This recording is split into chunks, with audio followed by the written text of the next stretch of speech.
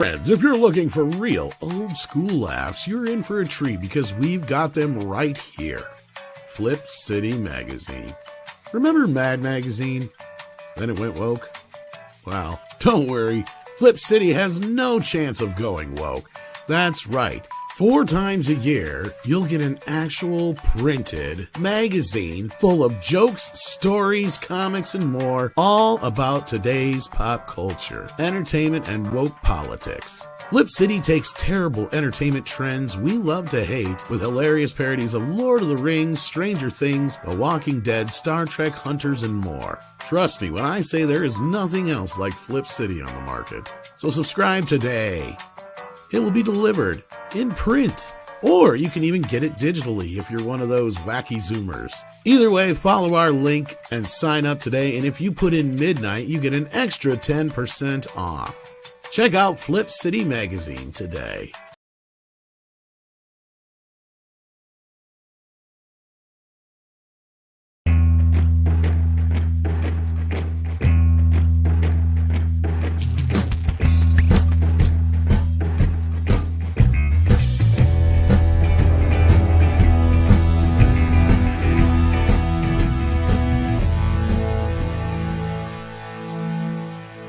Good morning, campers, and welcome to Midnight's Edge in the Morning. I am Tom Connors. We have the boss man, Andre, here. How you doing?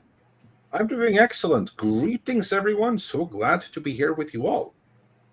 Glad to have you. We also have producer and mod extraordinaire 6. How you doing? Morning. I'm doing well. Glad to have you. We also have with us a pair of Canadians. We have Script Doctor with us, coming in from the Great White North. How are you? I'm staying warm. Happy to be here. Glad to have you. And we also have with us the other Canadian, Paul, coming in at the last minute with something weird on his hand there. I'm just trying to get rid of a wart. Taping it up. Duct tape. I thought maybe you got bit by a radioactive spider or something. Not up here. That's cooler. Yeah, that would be cool. Bitten by a radioactive muskrat. Oh, shit. He'd be Muskrat Man. Or a gardener snake. Or Gardener Man. We have gardener snakes up here. Well, thank you for being here, Paul. We also have with us Mr. Culture Casino. How you doing? Fantastic. Good morning, everybody. Thanks for being here. Glad to have you here. And we also have with us, as you all expected, Jay, Drunk 3PO here. How you doing? Good. Glad to have you here. Now, everybody is wondering, where's Superman? He's coming. He's coming. He's going to be coming in the second half of the show. So we could talk to you guys a little bit about the news up front, and then we'll get into the Superman goodness. I'm so thrilled that Michael Caine's going to be on the show. Yes, Michael Cain himself is going to be here, and he's going to talk all about his biggest film of all time, Superman. Jaws: The Revenge. Faster than a shark from Alaska to Florida. Yep. Exactly. It's the fastest shark ever known to man. Right. Did I get the right Caine? Sorry. No, it's the wrong one, but that's all right. Michael Caine would have been fun too. But no, we're going to have Superman himself here in the studio in just under an hour. But before then, we've got some stuff to talk about. Let's see what you guys are talking about in the chat already this morning, because you're active as heck. I know what they're talking about. Yes, Bet they're all Twilight. What? What? Hyper Kyber 2 is in the house. He's been here for 18 months and says, I really just don't care anymore. Star Wars is dead to me. Also, Paul, do you know how to use the 3 seashells? Yes. Yes, I do. You sure? Yeah. You're I'm not just one of the saying few that. people who know. You use 2 to scoop and 1 to wipe, right? Actually, the author of Demolition Man threw it in and never explained it on purpose. Yeah, It's just a thing. It's just a throwaway joke, yeah. I'm But he got looking it forward because to he all asked of his wife the for something odd in the bathroom, and he's like, well, we got these 3 seashells next to doilies. He's like, okay, we'll do that. What were you saying, Andre? Yeah, no, I was like saying, well, I'm just waiting for all of the how to use the 3 seashells videos on TikTok. That should be fun. Well, that came about. I mean, those of you who watched my Demolition Man versus Star Trek video, and that's where that all came from, and people are having a really fun time. But I'm really shocked at how well Demolition Man predicted the future, and even the sarcastic parts that were supposed to be just jokes actually were part of the predictive nature of the movie. I mean, their sarcasm towards the demasculation of men and a society that fines you for swearing. Yeah, and wrong thing, basically. Those weren't. I mean, I know those were part of the future scape that they put in, but those were supposed to be sarcastic, right? Those were just. Well, part of it was a warning for the PC culture at the time too. See, that was kind of 1993, I think. Yeah, but the PC culture was just starting to make its way into. The rot was already there. I mean, the 90s. Bill Clinton was already president for a year. Don't forget. Was it already there? Yeah, he's 92. Yeah. I mean, clearly they're making fun of something that was existing, or it wouldn't have been parody, right? I mean, but exactly. Yeah, they really nailed it. Like all great parody, they took the existing trends and just electrified them and made them ridiculous. I mean, that's what the Judge Dredd comics have been doing since the 70s. And their ability to predict have been completely unparalleled. I mean, if you think Demolition Man predicted the future, I have some Judge Dredd comics for you. Yeah. And it was really just a matter of just taking the trends that you already had and taking them to their most ridiculous extreme. Things that just seemed ridiculous on the page, but now we're living it. Yeah, and I guess Star Trek Discovery, one of the things we all know is that it was created by a bunch of humorless individuals with an agenda, and they neither had gear porn or the foresight of sarcasm to be able to predict anything on that goddamn show. Like, there's pretty much nothing in it that is futuristic except for, the giant bridge that would look like a condo, and just all the 3D effects. Again, that's one of the things which people forget. Just because you have fantastic 3D effects doesn't make it sci-fi, right? Right. No. But humor in comedy generally tends to predict the future a little bit better because of exactly what Andre said. Sure. Look at Third Rock from the Sun. Yeah, you take the absurd, the things that are absurd now, and you just take them to the extreme, and that's kind of a good place to go. Back to the Future, Idiocracy, they all did it, and they all managed to find something, or at least a handful of things that most people would have thought were preposterous or a joke at the time, but now it's like, no, we're living that world now, man. I would say that even in OG Star Trek, when they did the Frank Gorshin one, where there was the two guys that were painted half white, half black, right? I'm sure they thought that was funny to a certain degree because it's so ridiculous, right? So insane, but they were making a point of racial. Well, and that's how they got it past a lot of the censors and stuff. Is the absurdity of it? Exactly. No, because you're using allegory. That's exactly. Science fiction is famous for. I mean, especially Soviet era science fiction got away with a ton of anti-Soviet stuff just by making it allegorical. So, well, that was whole part of the reason having Chekhov on the bridge. But then we got. Oh, go ahead. No. I'm fine. Anyway, I'm just going to move us along here. We got Gavatron sending in 10 Canadian. How you doing, a fellow Canadian of yours? Says this move by George, while disappointing, shouldn't be surprising. I'm old enough to remember that he was deemed unfit to have a direct involvement in the Star Wars prequels. Yeah, this is an interesting topic, and this is one of the ones we're gonna bust open here today. Yeah, when are we talking about this? This is very soon, actually, because we got a few more super chats that are on that subject, and then we're gonna get right into that. I think we have Dr. Long Dongler who's sending in a thumbs up. Pound that thumbs up if you haven't already, as he sent in £1.99 and has been a member for 28 months. Thank you, Dr. Long Dongler.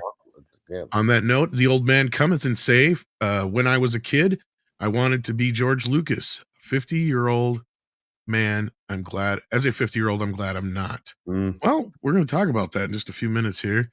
And on that note, we got Packing Protons in the house. How you doing, buddy? He says, sends in 10 and says, I'm wondering if Lucas is surrounded by Democrats and they overruled his anti-Disney sentiment.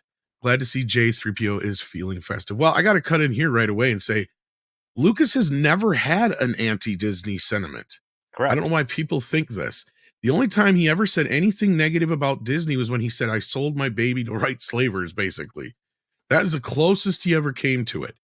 But I got to remind people, George has always been a hippie. He's always been a liberal. He's always been somebody who's on that side of the aisle. And I'm not surprised he went along with this. Now we're going to get into this. Yeah. But to me, I got to remind people he's always been a lefty. Always.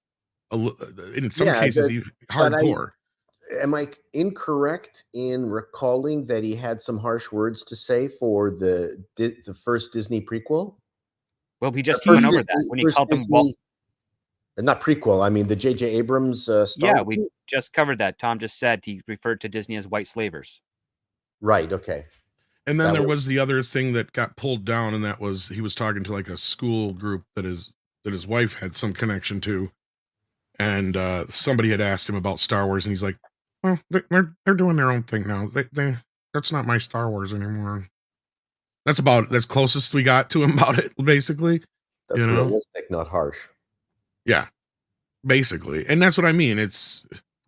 So I got to remind people, yes, that was a couple things he said, but he has never been somebody who's been anti-Disney. If anything, he's been very pro-Disney since day one. He was there the day that Disneyland opened. He has wanted to sell Star Wars to Disney for years. I reminded people of that with the Indiana Jones Chronicles. Yeah. So a lot of this goes back to there. And that's the thing. Never forget that he is buddies with Bob Iger, regardless of what Bob said in his book. Like, they're all friends. They've been friends for years. And he thinks he owes some loyalty to Bob Iger. He's also hurting financially. Yes, there is that problem too. But we'll get to that here in just a few minutes because you guys also have a few more things to say about this before we do. I think. If not, you know what? Actually, I think the rest of it has to do with Headland. So let's hold off on those and get right into the George news, since that is the thing that's been tearing up the internet. Now, Andre, I think you found the actual full quote and used that in a video that we either have dropped or upcoming here. Yeah, we dropped the video a few hours ago. Yeah, I didn't get the alert. Yeah, as per usual. So yes, no, because the quote, because what happened basically, because the Acolyte trailer dropped, and who cares? We knew it was coming. We knew it was going to be. No one really cares. Everyone is really over it already. What is far more disappointing is George Lucas lending his support to Bob Iger in the proxy battle against Nelson Peltz. And in so doing, he's really condemning Star Wars to death and everything else Disney, because what he does is that he then sides with Iger, which means he sides with there not being a Disney board and complete and total Bob Iger supremacy over all things Disney. And he put out a statement, and this statement released to Disney marketing. It was in a bunch of places. I don't have it in writing here, but I do have it here behind the scenes. So you just have to listen carefully, because I shall say this only once. The quote credited to George Lucas, which he obviously signed off on, reads, "Creating magic is not for amateurs. When I sold Lucasfilm just over a decade ago, I was delighted to become a Disney shareholder because of my long-time admiration for its iconic brand and for Bob Iger's leadership." Then he continues, "When Bob Iger recently returned to the company during a difficult time, I was relieved. No one knows Disney better. I remain a significant shareholder because I have full faith and confidence in the power of Disney and Bob's track record of driving long-term value. I have voted all my shares for Disney's 12 directors and urge other shareholders to do the same." End statement. Culture, let's begin with you. Were you impressed with that statement? Not in any way. And it didn't even seem like he wrote it. It doesn't sound like his tone, his presentation. Oftentimes, papers like this or statements like this are crafted in conjunction with others. So, that would explain some of the language in it and a different tone. Regardless, I am not crazy excited about any kind of support that Lucas would give Disney right now. But I mean, what's he going to do? He ultimately wants his shares to increase in value.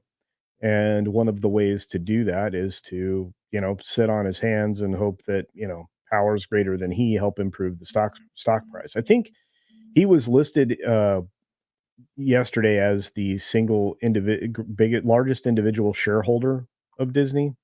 I'm not sure if that's true, but that's how it was being reported at some That's point. what I've said before. Yeah. People have fought against before, but I've said it as far as an individual entity and not a business. He owns the most shares, and that's why it was important on his votes, because it could swing the whole thing.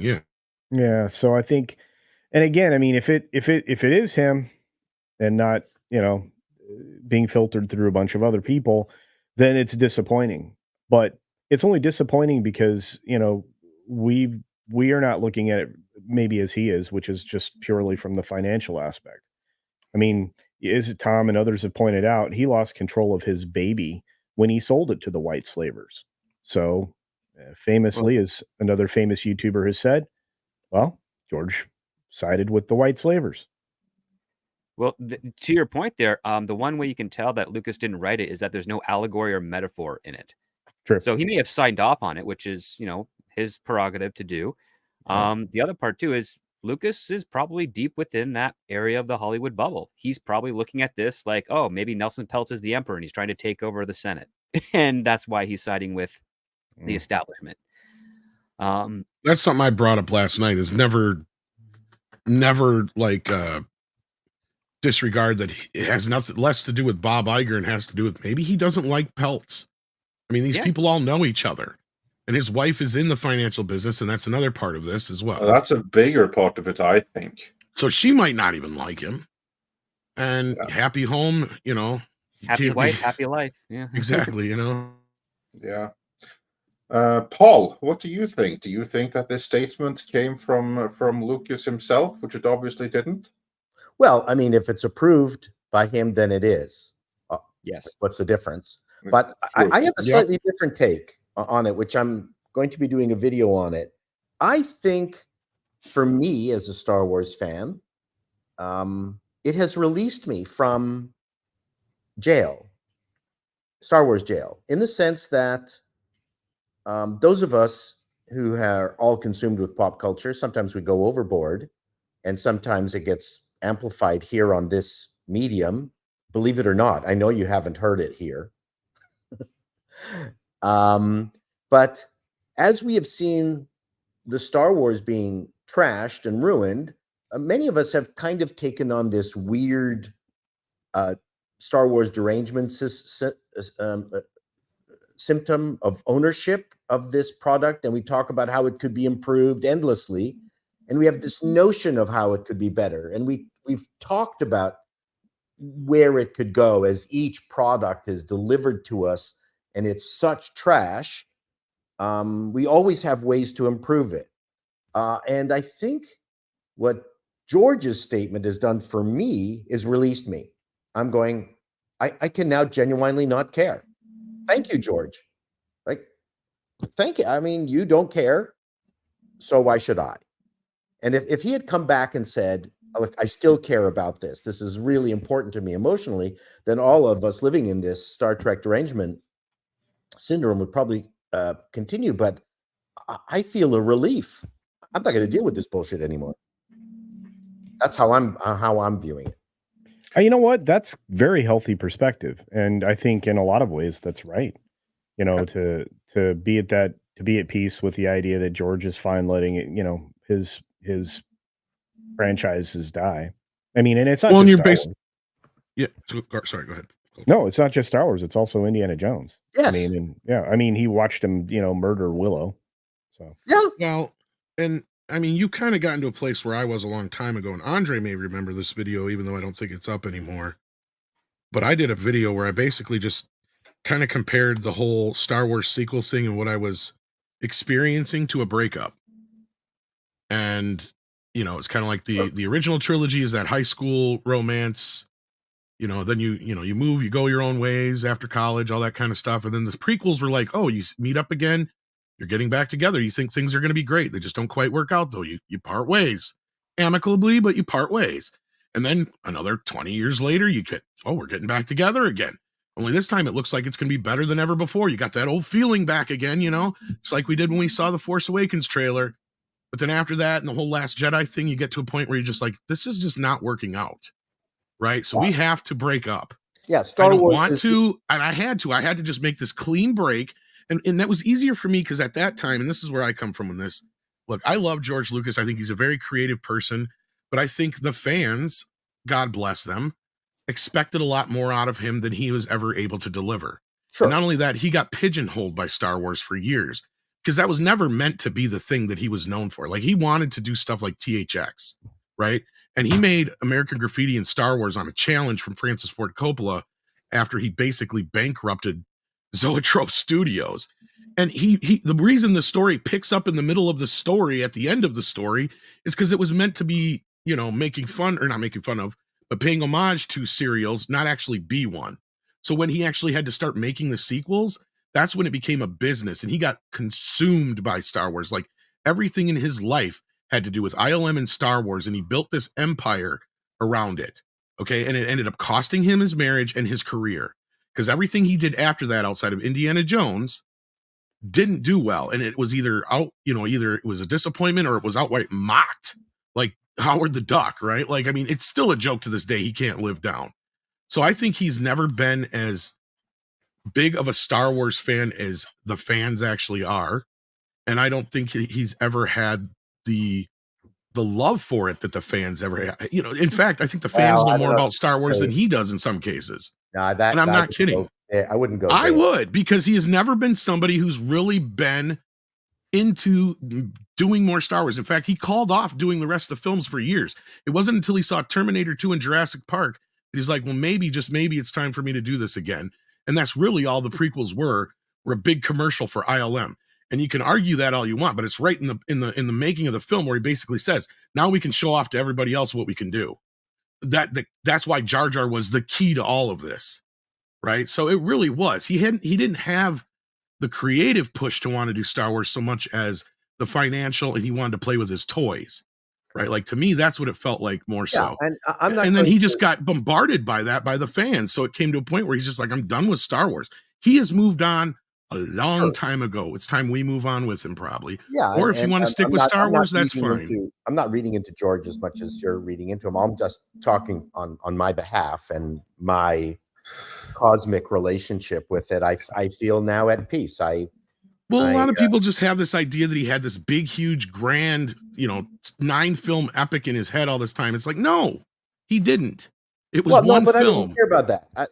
To me, it is what it is when it is. Yeah, and that's a healthy perspective, and I think that many will be feeling that now it's time to let go, and I do believe that that's going to be very visible in the viewership for the Acolyte and everything to come, because this is the point where we can let go. And as for why he did this, a number of people have written about it. It was in some publication that Tom found.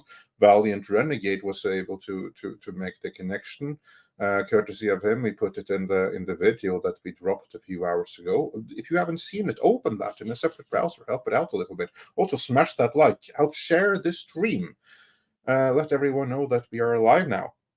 But anyway, the point that Valiant Renegade was making is that this may have something to do with his wife, because she no doubt has influence over what he does. I mean, happy wife, happy life, and she is on the board of J.P. Morgan Chase.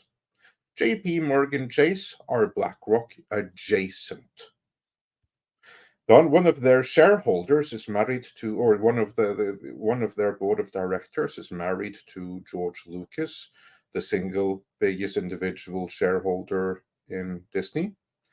Maybe that's why, I'm not saying conclusively, but that I'm sure that fact did not work to her disadvantage to getting into that board of directors in the first place. Just put it that way. And earlier this week, actually last week, the CEO of J.P. Morgan Chase came out in full support of Bob Iger in the proxy battle. So this is obviously something that is on their mind. They are terrified of Nelson Peltz. J.P. Morgan Chase doesn't want Nelson Peltz to come in and muck with what Bob Iger is doing, because they're very happy with what Bob Iger is doing. Bob Iger is running Disney the same way that they want it run. So why would they want someone else to come in and try to create shareholder value? They're not interested in shareholder value for Disney. They have their own ambitions for Disney. And those may run counter to maximizing shareholder value for Disney itself. So I'm sure there hasn't been some kind of communication there. I mean, wouldn't have been any reason to think that, were it not for the fact that JP Morgan Chase publicly came out in support of Iger, and Lucas' wife is on that board. And now, just a few days later, he does this with this obviously scripted statement, but he signed off on it, so he's equally guilty either way.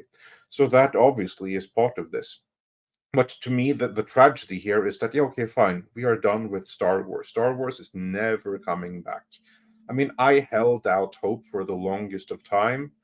I no longer do. And I'm very happy that I was never that big a Star Wars fan to begin with, because then I won't feel that loss so badly. The problem is that with Iger still there, ruling Disney as an emperor on behalf of BlackRock and State Street and Vanguard and JP Morgan Chase, because they are the kings behind the king, to reference the Avengers, right? In the first movie where Thor asks Loki, okay, so you're the king, but who's the king behind the king, right? Well, that's what they are.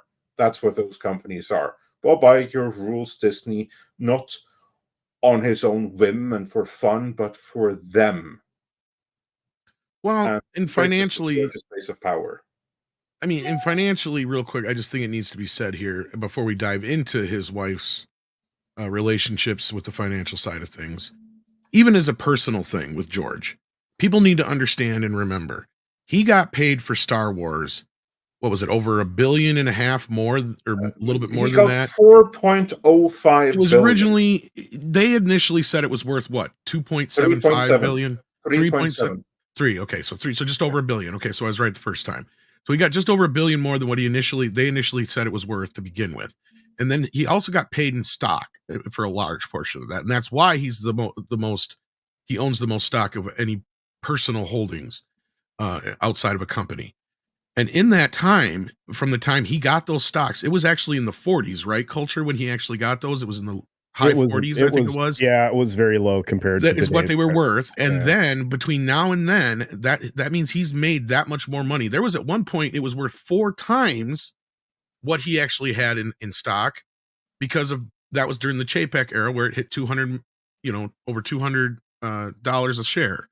But now it's still worth more to him as is than it was before. And that's another thing we need to take in consideration too here is, if they all go to war with each other, that means the stock is going to go up and down and all around and every which way until Sunday, until this all settles. And George could wind up losing a lot more than anything. So financially, just himself personally, it makes more sense just to kind of keep the ship going as it is now, because his stock is worth twice as much as what it was when he first got it.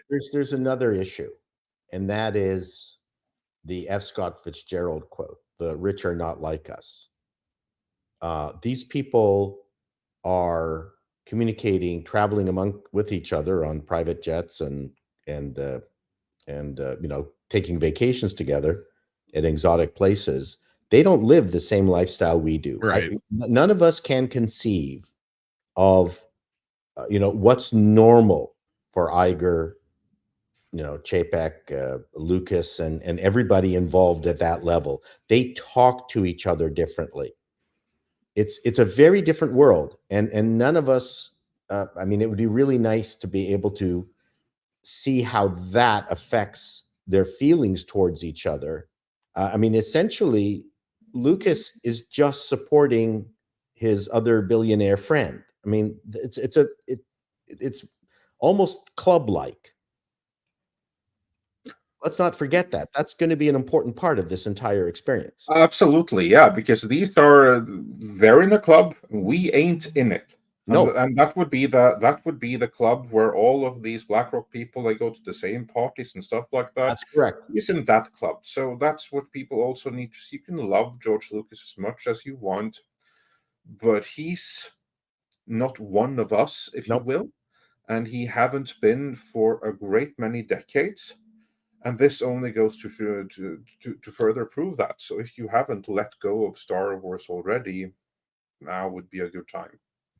Not to mention his loyalty to Iger over Indy, which I think was mentioned earlier as well. And there's all kinds of other things that factor into this. Because, and of course, you have to keep in mind, we are fans of Indiana Jones because that's something that we grew up with. It's something we saw on the big screen.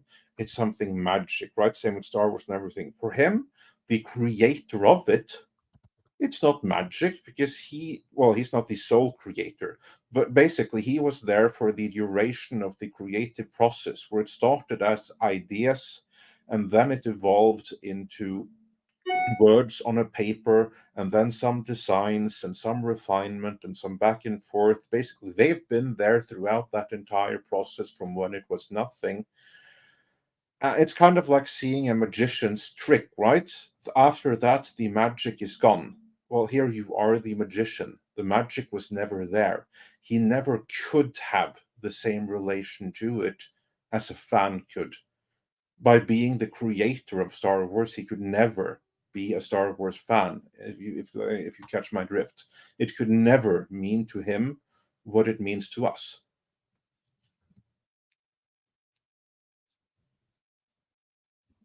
Yeah. I mean, Paul, There's you that would be too. able to relate to that. I mean, being a creator with your comedy troupe and everything, it could be like that someone saw some of your skits and your work and it resonated tremendously with them, something that stays with them for the rest of your I'm life. still bugging him for those skits. He won't send them. Yeah, exactly. Whereas for you, that was something that you wrote in that lunch break, and then it was on to the next. And that's kind of like what's going on here as well. So we shouldn't confuse what we feel for what George Lucas took part in creating with what he may feel for it. Yep. I think that's valid. Well, that's kind of where I was coming from. Yeah, go ahead, Paul. Sorry. And I was just thinking of shareholders.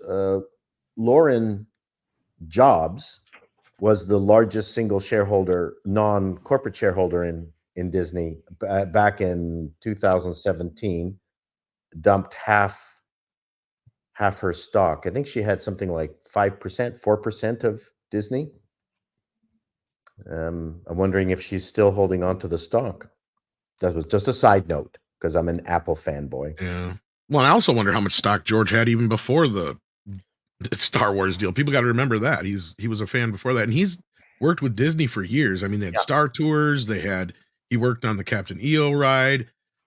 He's always been friendly with all the people there. So yeah, there was ILM technology and those things that were moving around and would bounce around while you were watching them. The hydraulic stuff. Yeah, I think that the motion simulator.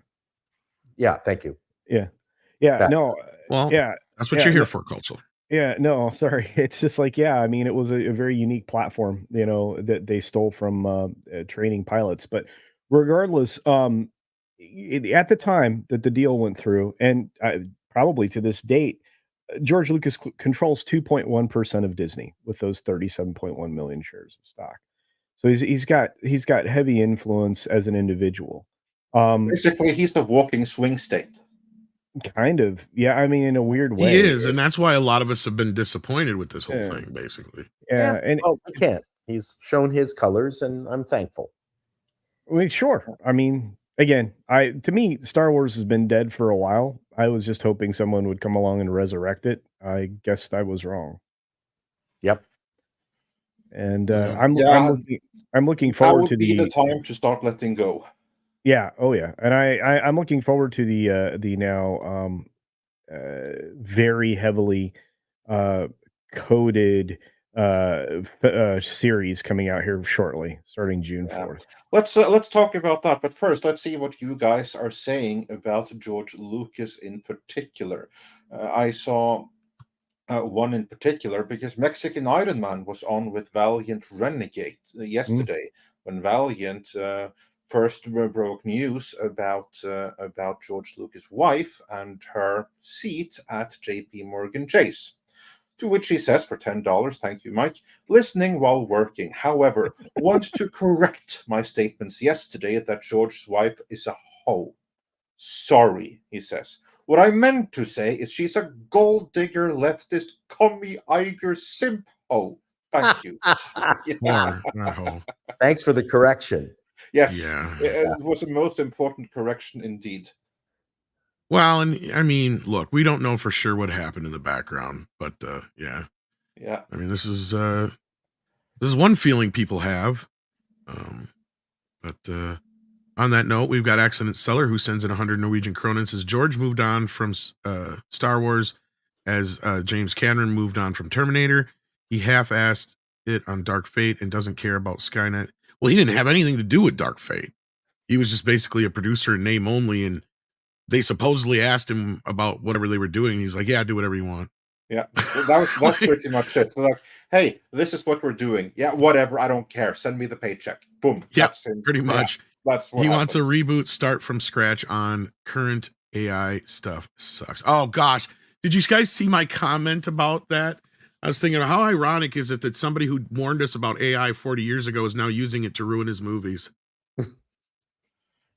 Well, it only goes to show that one of the best quotes in movie history is that you either die a hero or you live long enough to see yourself become the villain. Yeah. And that's exactly right. So yeah, no. And on that note, that might be. We'll talk about the Alien Romulus trailer, in a little bit here, maybe. Yeah. So. But we have a couple of other George Lucas. Yeah, we do. SuperChats here. Go ahead. Yeah, Chad St. John, or St. John, you have to clarify that. Says for $5, I remember hearing somewhere that during making Star Wars, Lucas was a nervous wreck and crew and actors had to make creative decisions on their own. Yeah, partially that's why true. I say that it's partially true. There were many, many people that worked on making those Star Wars movies. And remember, for the prequels, one of the selling points was that this was pure George Lucas without having to be diluted by those lesser minds around him that really made Star Wars the magic thing that it was. So yeah, it's a collaborative. Well, and it's a collective creative effort. That's the thing. Exactly. And the thing was with him on the first Star Wars is he didn't know how to talk to, and he's not. And this is something Harrison Ford and all the people that he's worked with have all said. He doesn't know how to talk to actors. In fact, he lost his voice at one point during the first Star Wars, and nobody noticed. And his direction was usually faster and more intense. In fact, they joked that after he lost his voice, they should just get him a paddle that has faster on one side and more intense on the other, because that's all he ever said. So, I mean, as far as like working with people, like, yeah, and I just refer people to the beginning. George Lucas clearly is on the spectrum somewhere. And, at that time, he had a lot of people that were not going to challenge him, especially when the prequel era come along. And you watch the beginning and you can see that it's not his fault. It's everybody else's fault around him for not speaking up, because you sit there, and a great example is like when they're auditioning the kids for Anakin, and George is bouncing back and forth between two of them, and he picks Jake because even though Jake didn't give as good a performance in the audition, he thinks Jake will be more spontaneous. And then after he leaves the room, everybody starts to congregate, and they're like, yeah, well, the other kid would be better. We get through things quicker, and this, that, and the other. There's all these reasons why they should go with the other kid. And I'm just sitting there tearing my hair out going, why didn't you say that shit when George was in the room? Because I think he may have wanted to hear that. Because that's the thing is, another thing is, this is why I blame a lot of other people around him, is because that's their job. Maybe you will get fired, but I doubt it. George wants you there for a reason. He wants to hear certain things. I'm sure he may reject your idea, but as a creative leader, they want to hear what other people think. They want to hear what other people say. I mean, he trusted a lot of the people that were around him too, like Ben Burt and some of the other design people, because you notice that he just comes in, looks at what they got, and he's like, yeah, it works. And he just walks out, so it's not like he gives a shit that much about it to where it's like he's got this set vision about something, right? Like he comes in and he looks at these aliens and he goes, yeah, that'll work. We could use this guy for the diner. So like he didn't even necessarily have anything in mind up front. You know what I mean? So it's like he sees something, he keys in on it. It's like, okay, cool. Because he's more worried about the technical stuff. That's where George Royce comes in. He's more worried about all the special effects, the technical aspects of it all, and that kind of a thing. He's not so much into the story part. Yeah. And that's why Carrie have some Fisher more- helped him, on the third film. Yeah. But we have some more super chats here. So let's move on with the George Lucas and then move Please. into the Acolyte.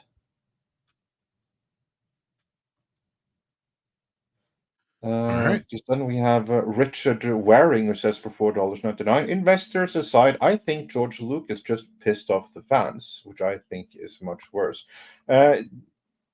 Yeah, you can make that argument. He absolutely did. And Mr. Popman says for $5, I walked away from Star Wars with The Last Jedi. The fighting of Gina merely confirmed my action. I follow this for the Schadenfreude of Disney. Yeah, I do believe that there are many hate watchers who are left, and that may be the single biggest group. Unearned Opinion says for $4.99, let's not forget George has no love lost for the fans after the prequels. He resented them after. He seriously just cares about his money, not fans. I don't know if he would have been hurt if he didn't care. I will say that. I'm sure it did bother him that people didn't resonate with what he put out there. Yeah. Especially after you make the 3 biggest movies of all time like that.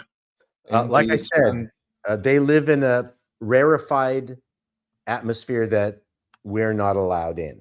So, well, and real quickly, I will say this too, and this is in George's defense. I see the prequels, regardless of how you feel about them, because I know there's a whole generation of people, and Six is a big, huge lover of the prequels here on the panel. There's a lot of people that love them, and I'm not going to begrudge them for doing so. The way I see it, though, is I look at it as like that band that, their earlier stuff was amazing, but then they got too soft or whatever you want to call it, or complacent, and or just didn't live the life they used to live to be able to have that inspiration anymore, to where their later stuff just wasn't as good.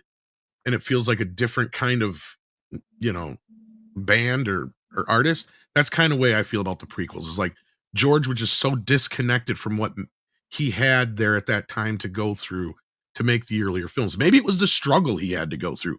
Maybe he was just too pampered and it was too easy to make the prequels for him. You never know. Maybe he didn't have to make any, tough decisions. That's maybe what you need at the end of the day. Jaws came together not because, things went well. It was because the damn thing was a nightmare to shoot. Right. So I don't know if that matters, but. Yeah, and the DCV Titan says for $5 Canadian, congratulations to George for living long enough to become the villain. Yeah, that's the point I was making earlier there. Yeah. And then moving on to the next topic here. LKDTA says for $5, that Acolyte teaser was bad. Looked like USA International cast of fan cosplay. Mando Season 1, Rogue One, Andor looked more realistic, diverse, etc. So yeah, the Acolyte trailer is here. 6. Did you feel empowered watching it? Because it wasn't made for any of us. May have been made for you, but it wasn't made for any of us. That's for certain. I'm not sure that it was made for me. I might be a little bit out of their age range, and I might be a little bit too heterosexual. You're too straight and not for. Is that what you're saying? I'm going to watch the hell out of it, though. Gosh, 2 up. I've already looked to see if I have the night off. I don't, but I'm going to see if I can get a coworker to work for me, because it's going to be a hot mess. That is an amazing T-shirt.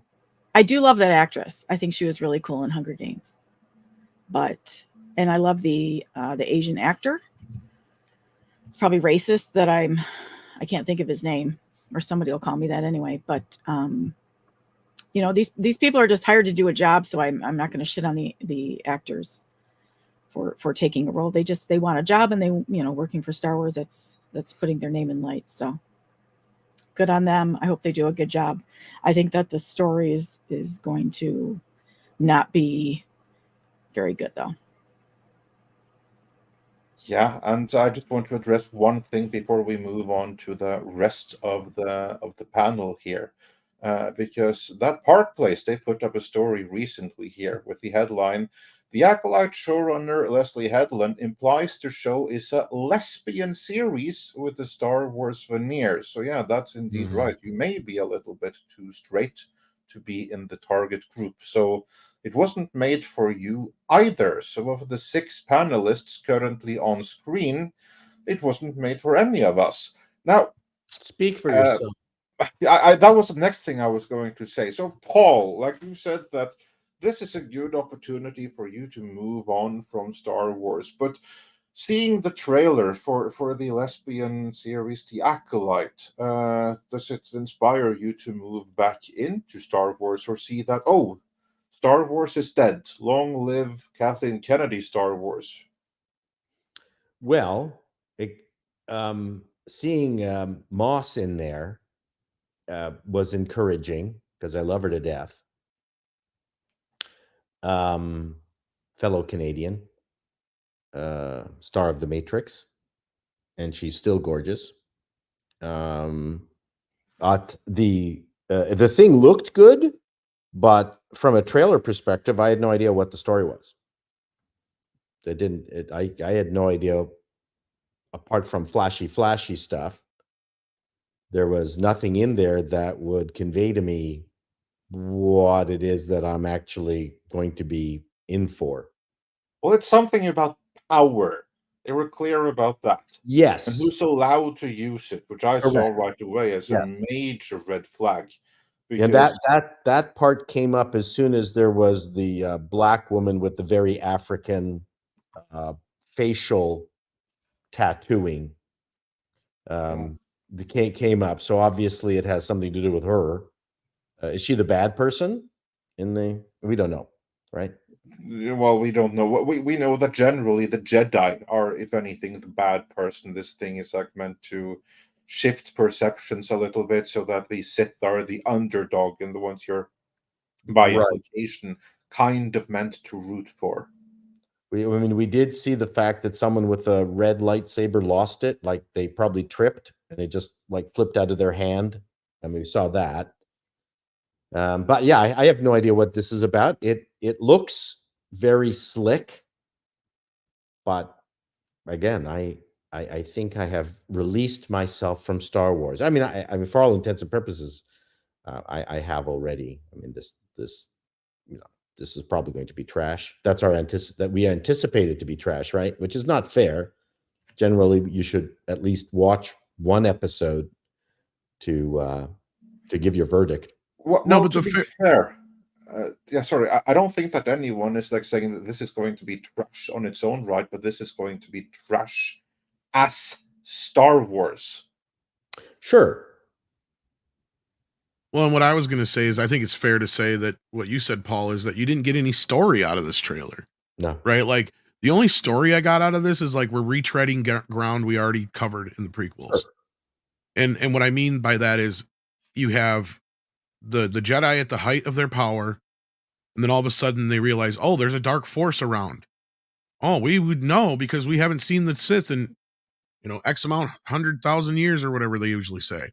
Here's the same thing again. It's like all of a sudden they're being introduced to the Sith again for the first time. Maybe that's the story, but it's the same crap. Something about a tiny girl with a bread knife killing Jedi. That's what I saw. I mean, visually, some of the stuff looked okay. I mean, you can tell they spent some money on this, but nothing really drew me in. None of the characters made me go, oh, I want to see what that guy can do or that girl can do. Nothing really kind of pulled me in. Like, I'll give you an example. Episode 1, what did you get out of that first trailer, that teaser trailer? Not a whole lot, but what you did get to see was like Darth Maul and a few things to give you a tease to go, oh, that dude's badass. I want to see that. You know what I mean? Like, there was something there to pull you in. This didn't. I don't want to talk about not having. I mean, obviously, there's trailer art, like how you edit a trailer, right? You want to entice people to want to watch whatever it is that you're presenting, and it doesn't always need to have a story, right? I mean, it could have, no, but we got a synopsis, and the synopsis is basically what I just said. Yeah. Yeah. So I mean, I don't want to beat that horse too badly, but even within the context of doing something special in a trailer with something that's intriguing, it didn't intrigue me. I want to hear from culture. How impressed were you? Oh, I didn't find anything in this impressed. I did a review or reaction. I watched the trailer about 3 times before I recorded it, and there was nothing there that caught my eye or interest aside from the neo-Marxist language that was weighing down heavily in the trailer, and a lot of nonsensical things strung together. Really, with these kinds of teasers, you can't really expect very much, but what was there wasn't compelling. The thrown lightsaber trick is, that's kind of old hat, and um the various Jedi that were gathered together apparently at the end of the trailer, they're in a mob to attack whatever was attacking them. But the only thing that caught any attention from me was the fact that this was basically kung fu with the Force. I'm like, oh wow, I'm watching a kung fu movie now. Crouching Jedi, Hidden Sith. Yeah, it was. Yeah, and I'm like, well, at least Carrie Ann Moss is getting use out of that martial arts training that she spent so much time on. So good for her. Yeah, Gripped. Yeah. As a screenwriter yourself, you know the process, you know everything here. You also know the acumen of Leslie Headland. Can't get over that name. Do you think that if one were to give this a chance, it's not going to be Star Wars, but could it be something decent in its own right? And what did you make of the trailer? Well, the trailer felt like a fan film because it rehashed existing lines from other Star Wars movies, which is basically a key identifier of any fan film. In fact, just recently there was an X-Wing fan film that's like over an hour long, and all it was a collection of other lines that were used better in the original Star Wars than they ever were by fans. So when you see that, that's a red flag. Trailer didn't really set up anything, tell me anything. I didn't understand the relationships, didn't understand the conflict. Because you can all do that in a trailer without giving away spoilers. It's entirely possible, but that just suggests to me that this story might be too convoluted.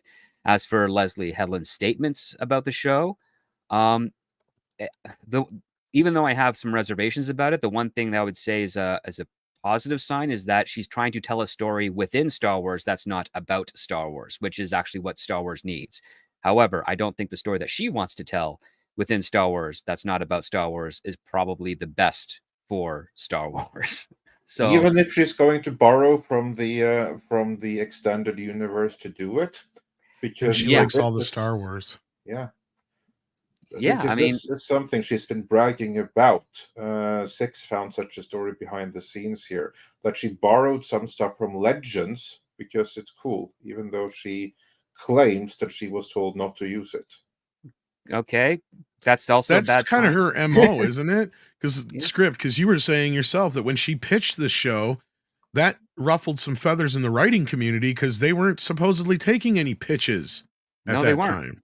No, and it was in either March or May of 2020 when Disney put out a release saying we are focused on fixing the stuff that we're doing, and we are not taking any pitches of any of our ongoing developing projects. And then it was 4 months later announced, and that Leslie Headland got this Acolyte thing done, which means that she would have had to have pitched literally the day after that announcement was done would be the absolute latest. And if she did it early, it's kind of weird that they still let it go through, considering they put out that statement. But yeah, I mean that's the thing, is that when you take a look at the original Star Wars trilogy, it's not, the original Star Wars trilogy isn't about Star Wars. It's about Luke trying to find a connection with his father and get justice for the murdering of his aunt and uncle and saving the galaxy and actually seeing a world outside of the farm and understanding how dangerous it is and the responsibility it means to interact with that world. That was the story of Star Wars. We haven't gotten another story like that ever since Lucas has left. Like the Clone Wars, Dave Filoni stuff. That's all. It's not about anything deeper. It's about, well, this is the Clone Wars. These are the good guys. These are the bad guys. The Separatists. The Republic. It's all about the internals of what's going on. There's no There's no real story there. And we haven't had anything like that since. You could maybe argue that the first season of The Mandalorian was a story about a Mandalorian kind of developing a relationship with, a surrogate son with that child that's like 30 years older than the Mandalorian. But they kind of dropped the ball on that. So until you can find an actual creative team that's like, I have a story about this, and I think Star Wars is a great vehicle to use for it, then you're in better situations. But we haven't seen anyone that's come to Star Wars like that. And if they have, they've been asked to go away. Even Andor isn't about really political strife. It's about the political strife within Star Wars and about making the rebellion just as evil as the Empire. Well, I have the interview here that we were just talking about a little bit ago. So if you guys want to hear it real quick, it's just a minute 18, Let's I go guess. for it. When I saw Frozen as a grown ass woman, I cried through the entire movie. There was just something about the relationship between the sisters, the like de-villainization of the classic kind of fairy tale bad guy, the concept of true love being between two sisters and not a heterosexual relationship. Like it just destroyed me completely. And I thought, gosh, I would love to make something like this that is, for lack of a better term, Disney, meaning it's something that like my parents would have allowed me to see when I was younger as a queer person. Gotcha. But I would have been able to understand as a queer person. And I think I would have had a completely different life.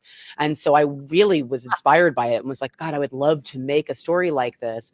And so when I was developing this original idea to pitch to Kathleen, I thought, well, it can't just be that. When you're pitching Star Wars, you have to pull from what, George was also interested in. Like, it can't just be like, well, I'm referencing, especially if you're going to set something, during the High Republic or end of High Republic into prequels, you don't have the Skywalker saga. Like, you can't reference a character that was created by George and or Filoni. Like, you have to create your own new characters. Yeah, her life would have been so much better if she had something like that growing up. Is that what she said there? Yeah. I Like think maybe she would have turned thoroughly lesbian. Is that what she's saying? I was going to say, like, what? She treated that as a given, but maybe she wouldn't be a successful millionaire showrunner. Maybe that wouldn't have happened. Yeah, it's a tragedy. Yeah, truly tragedy. But yeah. I don't know if there's all that much else to say here about the whole Acolyte thing until we actually see more. It comes out June 4th. But yeah. Well, I think what she missed in the Frozen thing is that the two sisters were very much part of, not only were they both heterosexual, but it felt like they were of a family, which the Headlands of the world want to blow that up also. So yeah, what's wrong with two sisters? That doesn't, I mean, the first thing in your mind when you saw Frozen was that there wasn't a heterosexual relationship with a male. That's what she's saying. That's what she's saying. No, and that's, no one with any mental faculty would think that. No one in their right mind. Fox and the Hound didn't either, but it didn't turn me gay. Lady and the Tramp, Oh, that is about a relationship. Made me want to get flea spray. That's about eating spaghetti, I thought. You're right. Yeah, it is. And share a plate. Yeah. Really spaghetti. Well, hey, you're taught to share in kindergarten. I'm just saying. So I think she's missed a huge point of what it was that made Frozen popular. And I would put it to her that if the two leads in Frozen were traveling companions, as we are legally obligated to call them here in Canada, it wouldn't have been as successful. Indeed. We have some guests that will be joining us before long here. But before then, let us briefly address this question from the audience. Gladiator wonders for 14 South African runs. What happens politically when the Acolyte fails? Nothing. I don't know. Disney currently has a very long line of failures. Are they going to admit that it failed? It won't They'll hide the numbers. Yeah, 6. I think that's the big point there. Yeah, even if it does, they won't admit it. Well, you can say objectively, Echo failed. They didn't admit that. Yeah, exactly. Objectively, based on viewership numbers, The Mandalorian season 3 failed. My guess is this will get Kenobi lower failed. ratings. This will probably get lower ratings than Andor did, and they won't admit Andor it. failed. Yeah, Yeah. and that was Yeah, no. actually somewhat critically successful, at least, although it may not have been. Well, it wasn't where it mattered, which is with the audience, which is in terms of like attracting new viewers. It failed to do that, and so will the Acolyte. But here's the thing. It honestly doesn't matter, because as long as Disney is on board with it and keeps funding it, they can keep that trolling for as long as the bills get paid.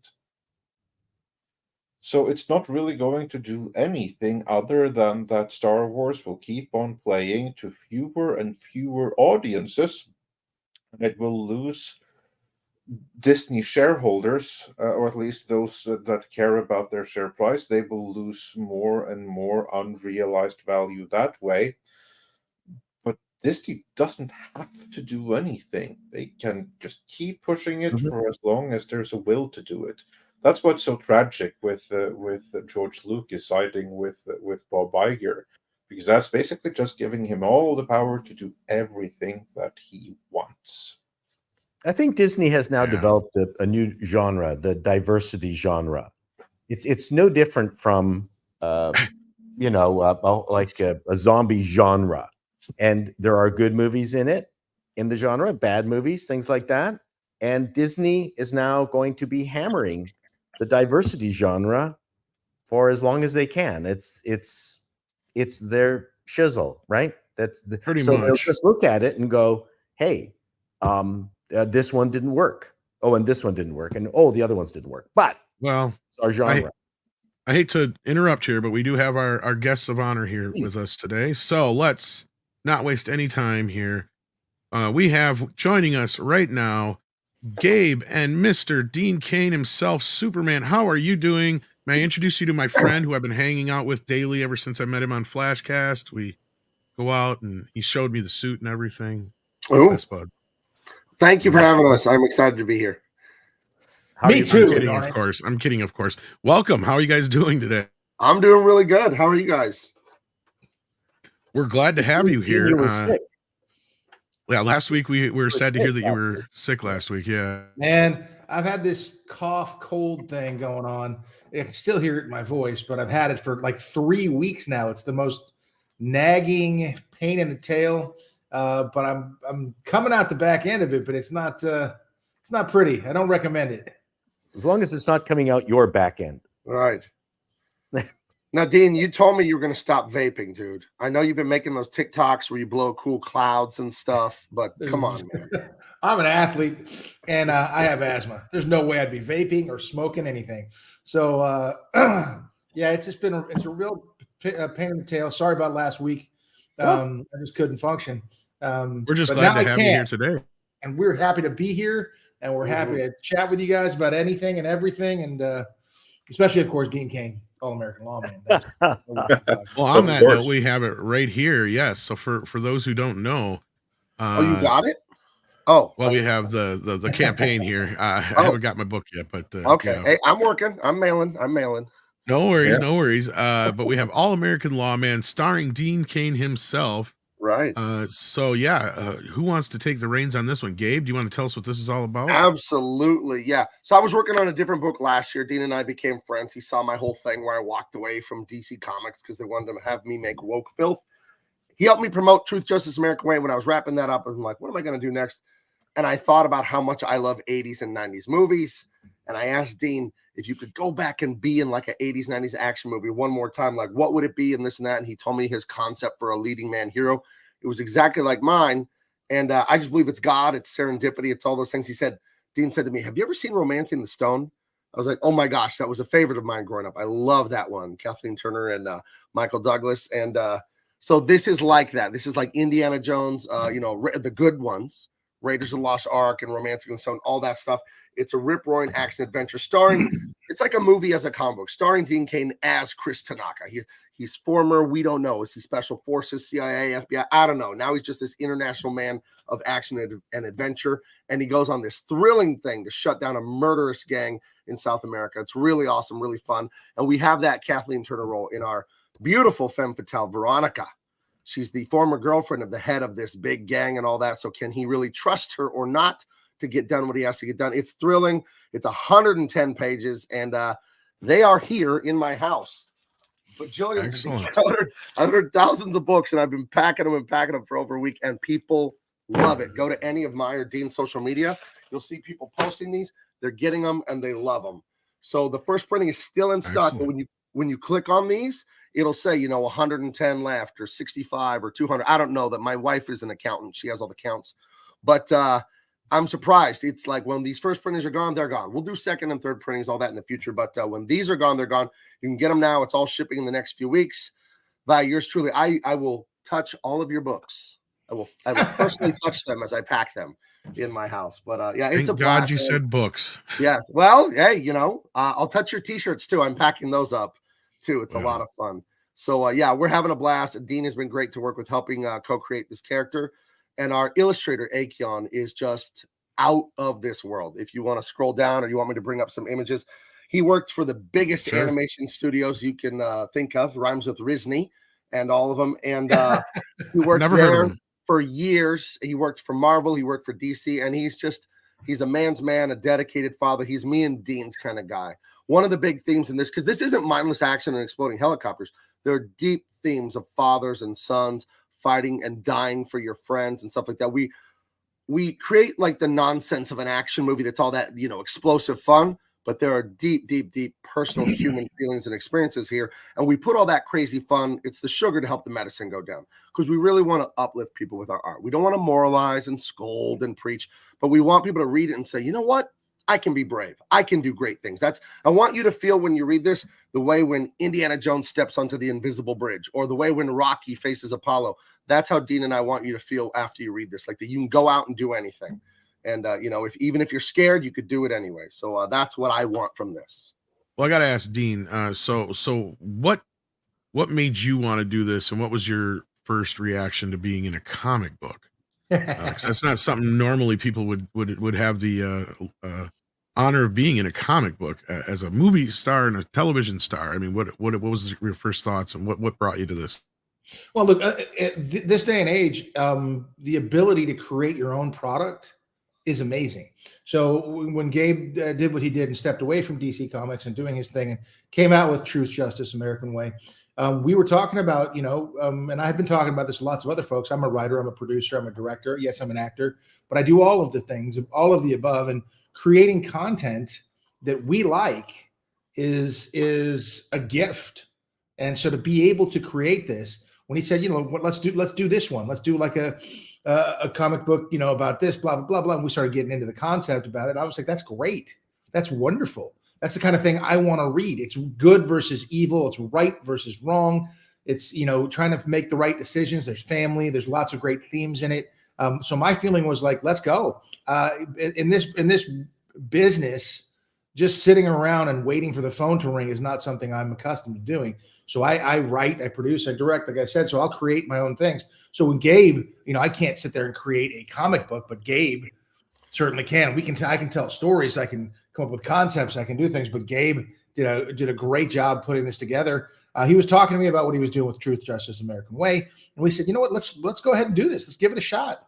And as we started getting into it, it got tasty, so to speak. Yeah. And we've turned into this beautiful, gorgeous piece of work that is a wonderful ride. It's got that wink and a nod and that smile that you'd see, when Princess Leia says to Han Solo, "I love you," and he says, "I know."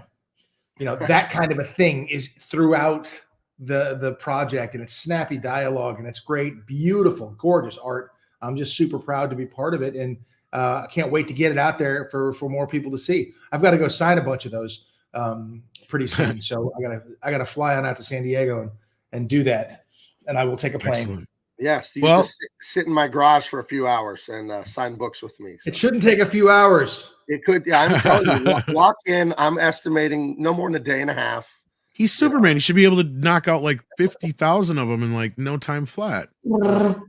Exactly. You're done.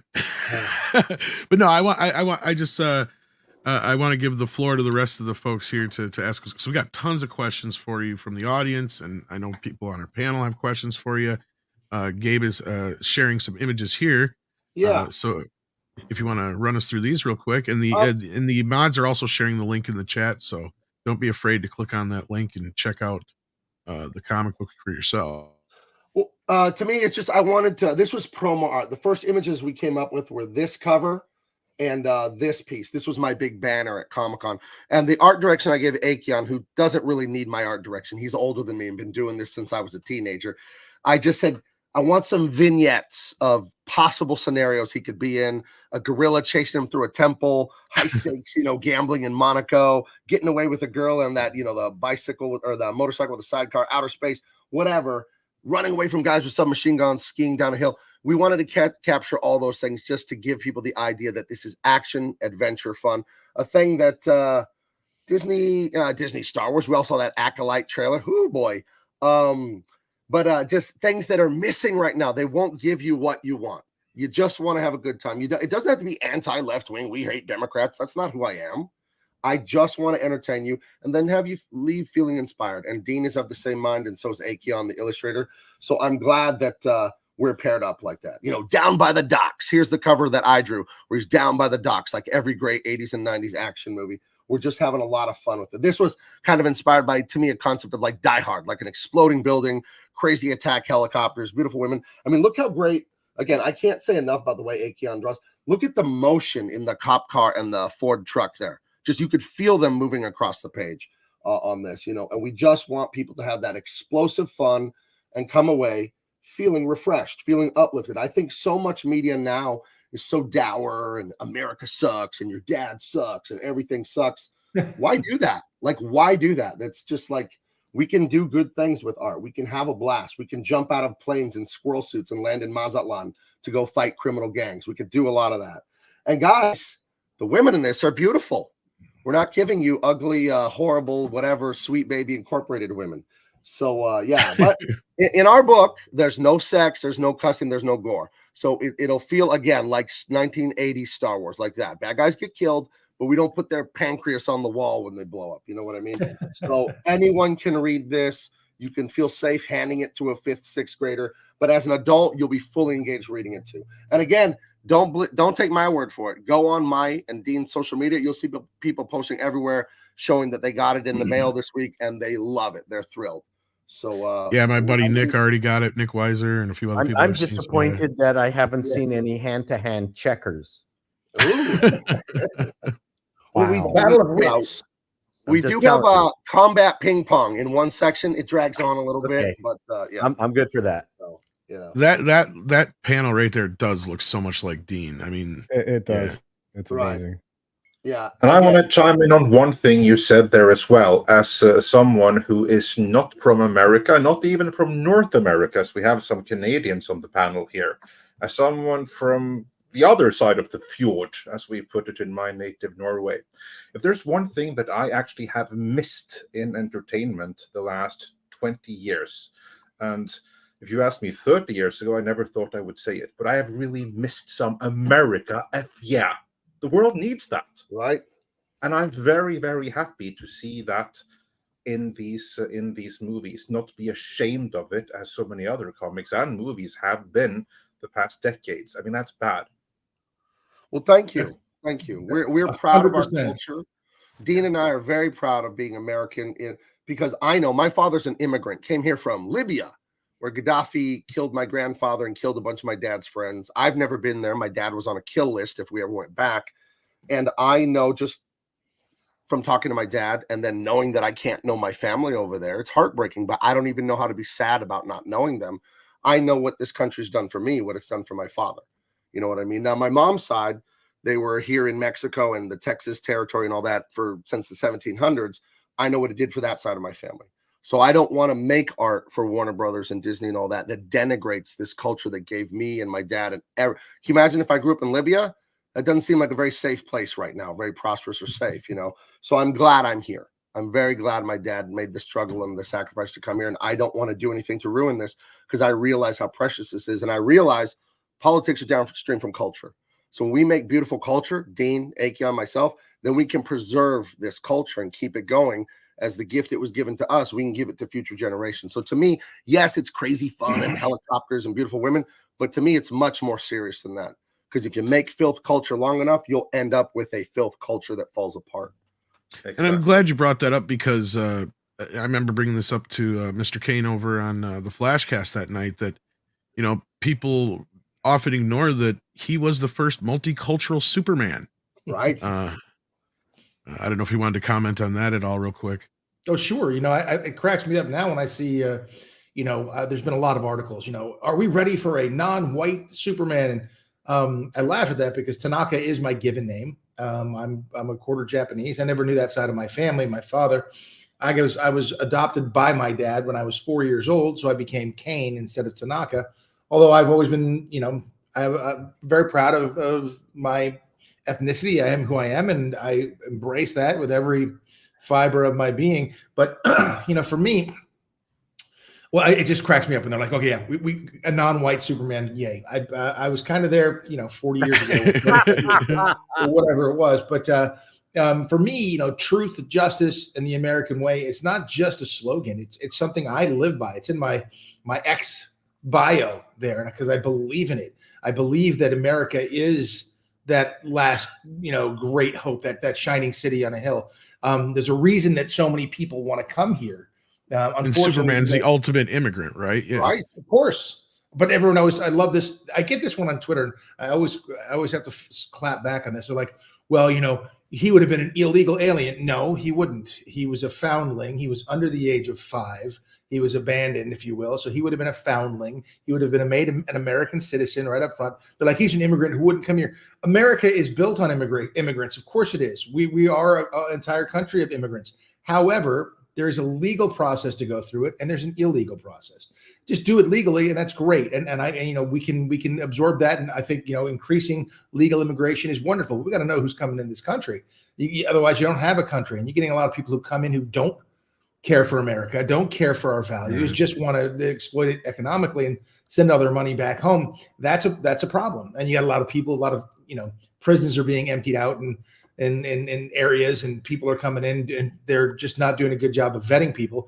I'm afraid we're going to have a problem for a long time. But if people want to come to America and assimilate to our culture, which is truth, justice, and the American way, which is about individualism, it's about the rights of the individual, it's about fair competition, not having the government weigh its hand on everything and everything you do. It's a place where no matter what your race, your color, your creed, your gender, your sexual preferences, none of that matters if you do something good. If you're Elon Musk, if you create, Jeff Bezos, if you create Amazon, if you create something and do something here, you can be hugely successful. We're in other countries, just because of the station of your birth or your sexual preference or whatever it is, there's no guarantee. And even that, then the government can take it away in a heartbeat.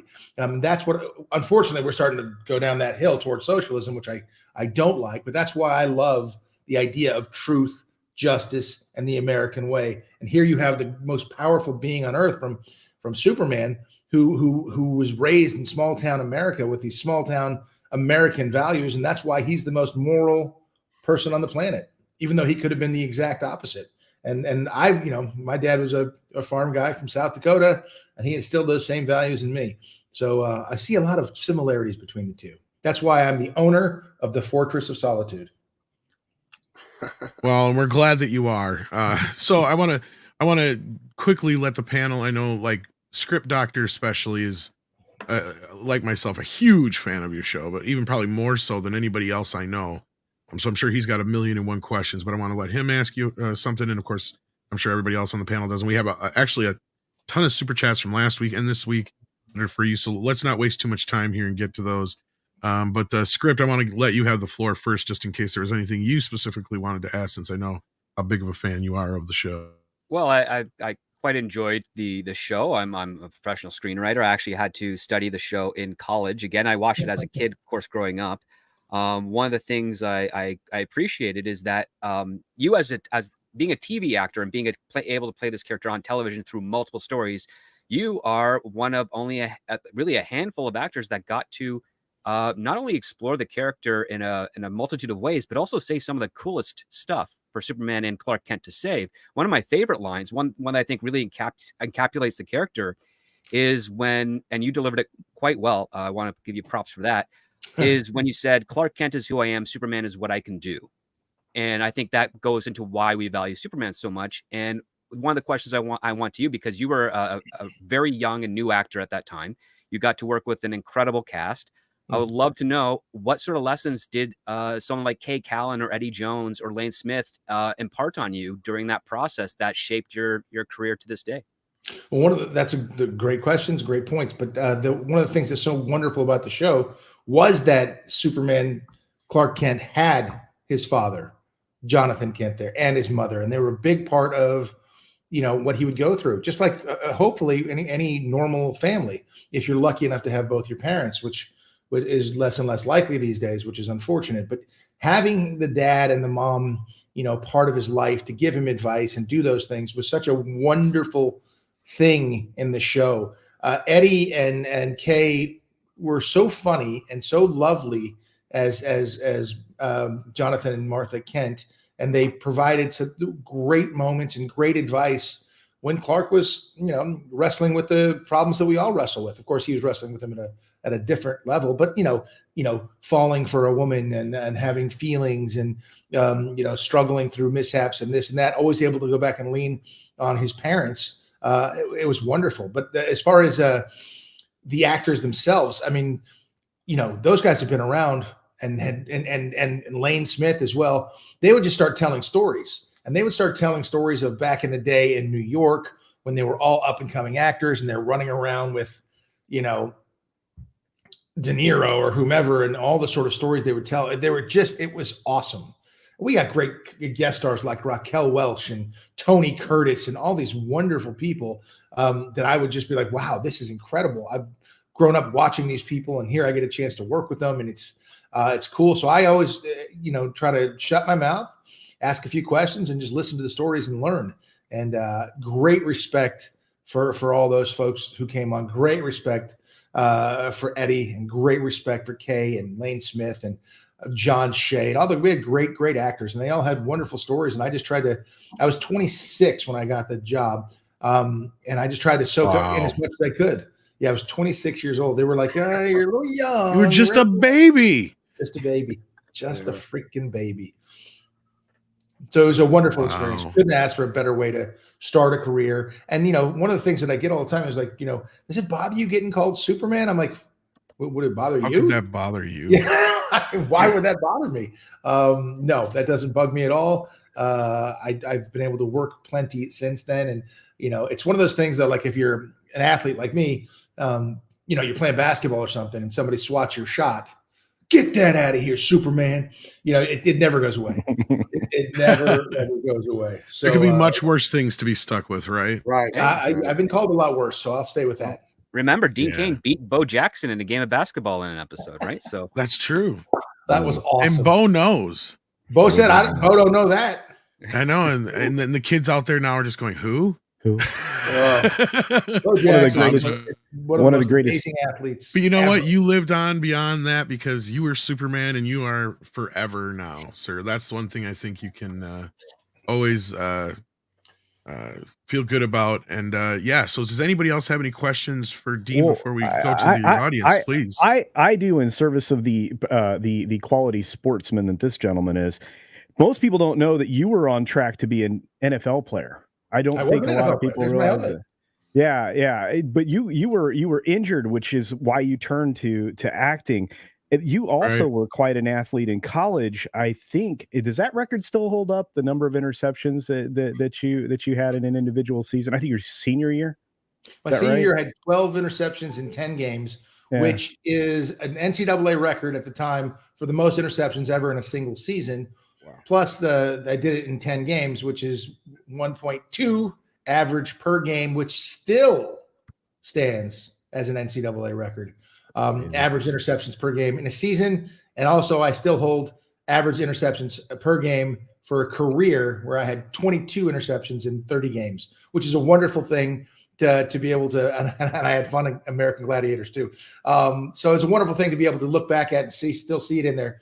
It's in what they call the football championship subdivision now. We used to call that 1AA, but it's still sitting there. And even we didn't throw, we had nowhere near as much passing as they do now. So I like to think if I was playing now, I could have 40 interceptions. But that's what every athlete always wants to say. True story. All right. Wow. Yeah, I got my Princeton helmet over here, and I got my Buffalo helmet there. Yeah. Big part of my life. Yeah, it's a shame because I would have loved to see you play for a few years. Man, just wildly. That I got to Buffalo as a rookie with Thurman Thomas, who's obviously in the Hall of Fame now, as is Bruce Smith, as is Jim Kelly and Andre Reed, and just such a great squad. So my rookie year, we lost the AFC Championship game. And then the next 4 years after that were all Super Bowl years. So if I'd have stayed healthy and made the squad, I would have seen 4 Super Bowls in 5 years. And then I could have gone on and played Superman. That would have been there. You go. Perfect timing. I know you were here for a reason, son, and it wasn't to score touchdowns. So. That's right. That's very Jonathan Kent. It is indeed. And I think we have a few questions. These are from last week, so we'll start there real quick here. We got Gladiator versus Hollywood. Sent in 35 South African rands. So this is a listener from South Africa. All right. Says, hi, Dean. Rewatched Lois and Clark last year. One of my favorites. 3 questions. Whose baby was it? What we going to get in season 5? And are you and Terry still friends? So start, I guess, with the first one. Whose baby is it? Was that have anything to do with me and Terry being friends? Wait a minute. Oh, I'm not going to complain. We were going to do a season 5. And Terry got pregnant, and I did not do that. And it was going to be a very complicated pregnancy, and that's why we didn't do season 5. So we would have had the answer to whose baby it was because we were supposed to come back and do it. We don't know. I don't know. I wrote, and screenwriter we were talking earlier, but I wrote 2 episodes of the show. I like to be involved in it as much as I could. They didn't really want us that much involved, to be honest. They wanted to shut up and do your job. I don't know specifically whose baby it was or what it was, but I think the idea was that they were going to have to care for this child, probably Kryptonian royalty or something. Right. And then they were going to have to care for the child until, because it was there for safekeeping, until somebody could come and take the child back. And then they, of course, would be heartbroken because, you'd fall in love. They'd fall in love with the child and be parents to this child. And I think that eventually would have led to Lois and Clark having children. I would have liked to believe that's the case because that would have been amazing. So I don't know whose baby it was. That's what I thought. Season 5, I'd still love to do season 5. I'd love to catch up with Lois and Clark now, 35 years later, and see what's going on. I really would be fun to see, like even in comic book form or something like that would be neat, I think. Anything. I mean, why can't I be on screen, man? What's wrong with that? Well, that too. But I mean, if worse came to worse, I was thinking, yeah. I mean, it would be wonderful. And yes, Terry and I are still friends. We've we did like 3 Comic-Cons down in Australia, one in New York, one in Pittsburgh. We chat, we talk. We're still great friends. She's the greatest Lois Lane of all time, in my opinion. And I think Christopher Reeve is the greatest Superman. So, I'd like to be in consideration, but he's my Superman, and she, I think, is the embodiment of Lois Lane, really. You can be the greatest Clark Kent because, again, you nailed it with Clark, man. I mean, you got to say all the cool, fun things. You got to be really compassionate. Made him your own character at the same time. Yeah. Yeah. He wasn't bubbling or foolish, which worked for the Superman movie, but there's something real about him. I was able to believe that this Clark Kent could actually win Lois over Superman.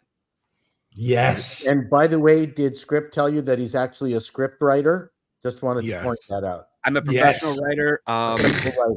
Yes. We can get some work done.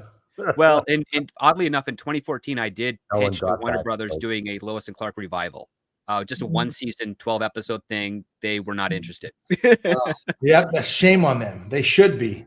Because I mean, But And I think a lot of people's favorite Lois is Terry. Yeah, Um, she's certainly my all-time favorite Lois Lane. And I will say though, growing up, you were my Superman. Like the thing that many others feel about Christopher Reeve.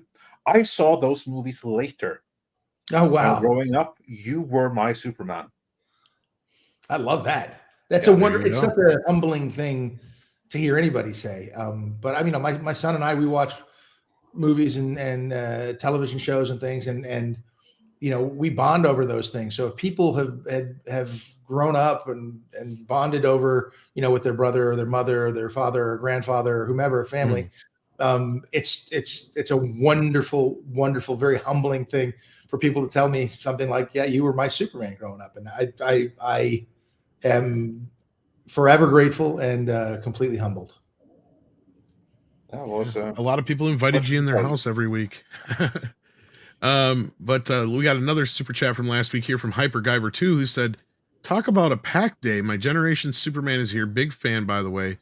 And then the rest was current news at the time. Matilda Lutz pulls a Charlie's Angels on Red Sonja, and X-Men 97 showrunner gets axed, and the other Disney white papers are revealed. So yeah, mainly he just wanted to say hello to you. And yeah, but today we've got even more crazy news in the news. But if we get a chance, maybe later we'll get some more comments from you on that, and Gabe as well. So I know he seems to be chomping at the bit to talk a little bit about Star Wars, I think. So I think Gabe's always chomping at the bit to get a little word in edgewise.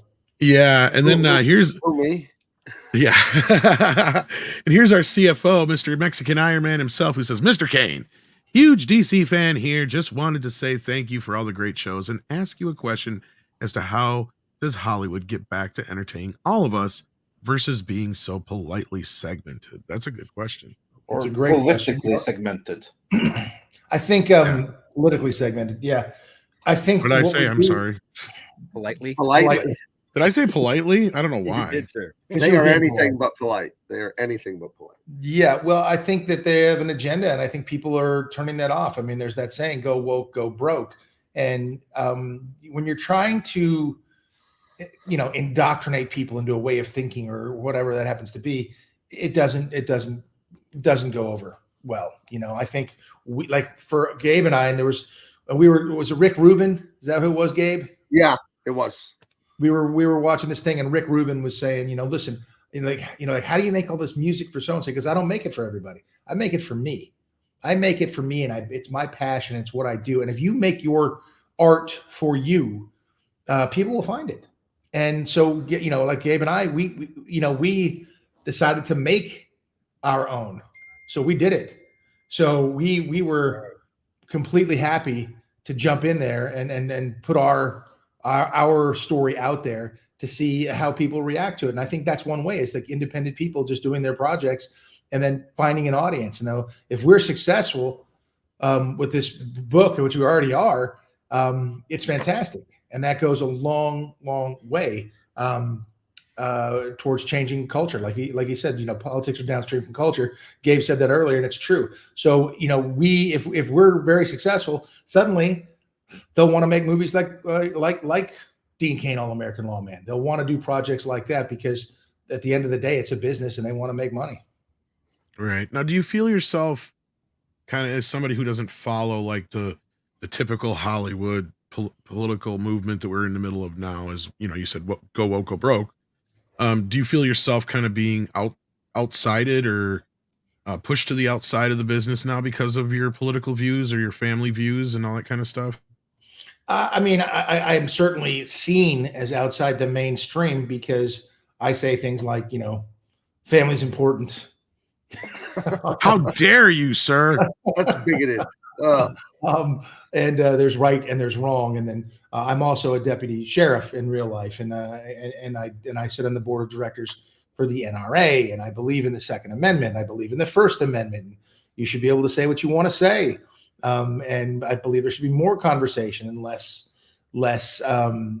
censoring. I don't want the government to censor anything for me. They're the biggest offenders of misinformation in the world, are governments.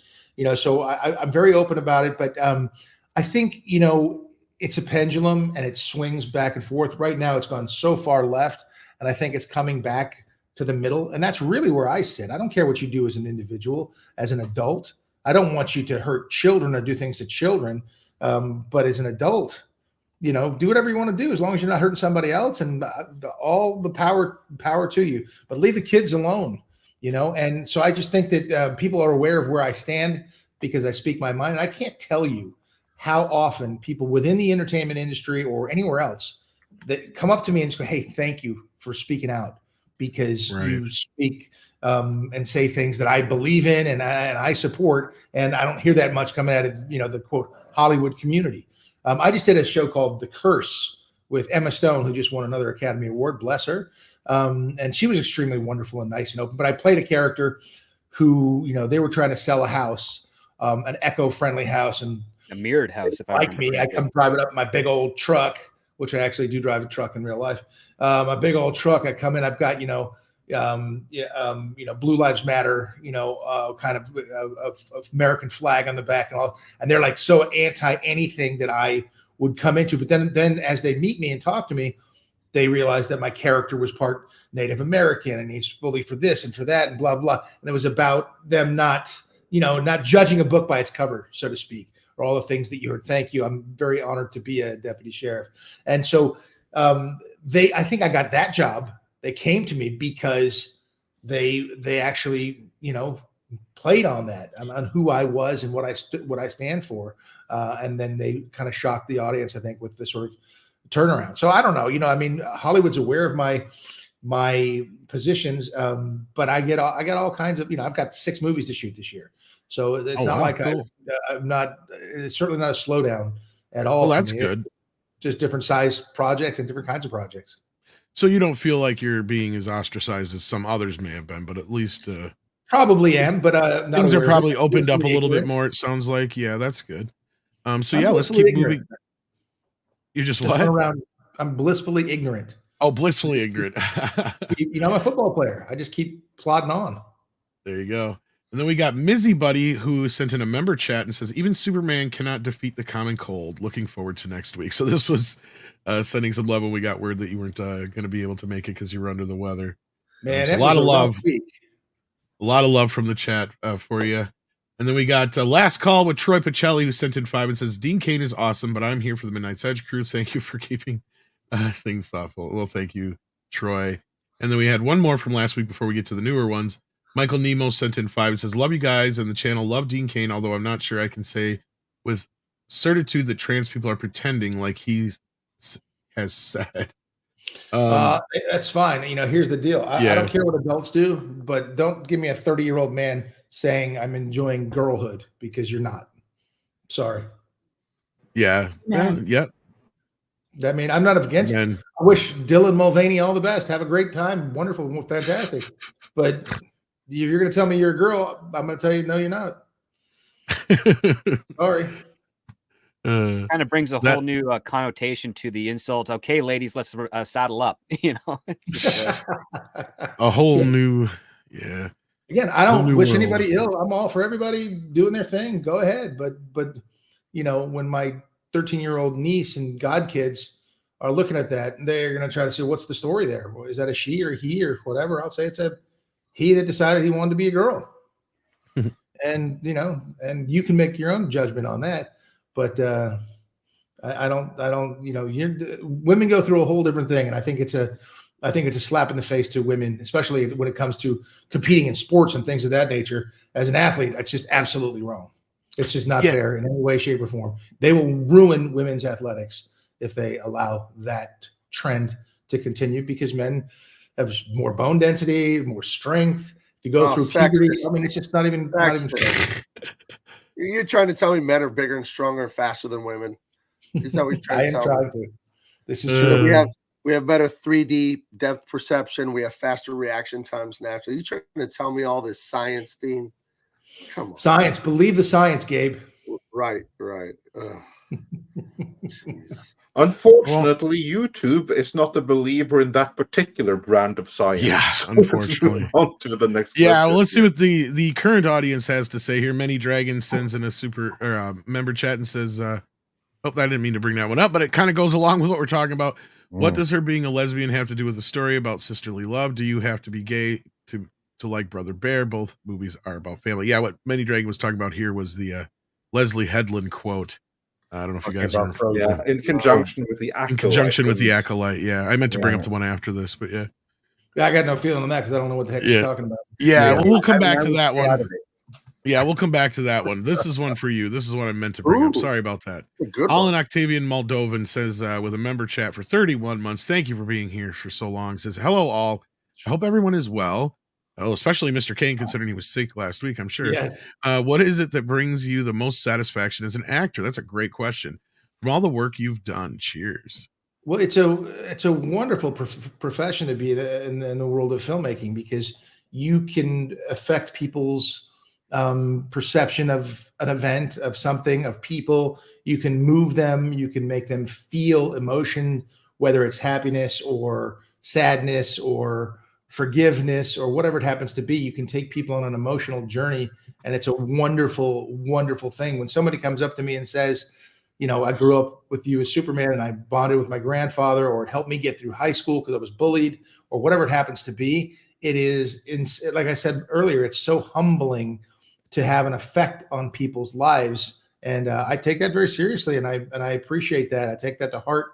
It's wonderful to be able to affect people and hopefully give them, you know, whatever the film happens to be. You know, if it's Superman, give them hope. If it's the bad guy and Out of Time, teach them not to be bad to Denzel Washington, because he'll get you. Whatever it happens to be. But you know, it's a wonderful thing, because if you have a story to tell and you can affect people, or you can educate them, or whatever it happens to be, it's very fulfilling, because you make a difference in people's lives, or you at least have an effect on them. And not many of us can really say that. As an actor, I was always proud of selling reverse mortgages on TV ads. For me, paid for that, baby. That was my height.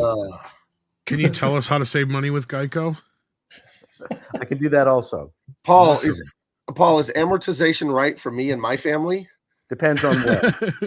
Boy. I'm sure he's got a policy that's just for you, Gabe. Awesome. I'm kidding. Acting. And on that note, very important. Paul, I'm a non-smoker under 50. What's right for me? You need to start now. For $10 a month. Yeah.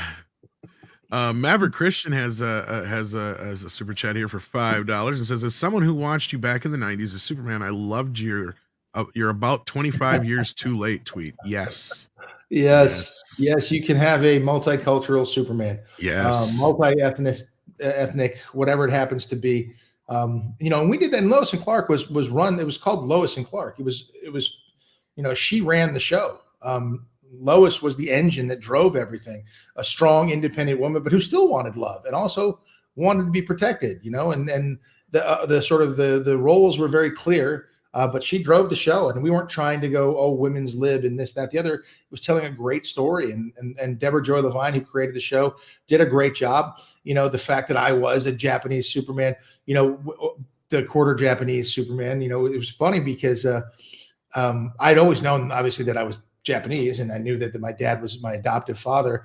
But it's funny because when I was cast and they started seeing the show, one of the comments that came out in the infancy of the internet was, we wanted Superman, not Sushi Man. Really? Yes, it really hurt my feelings.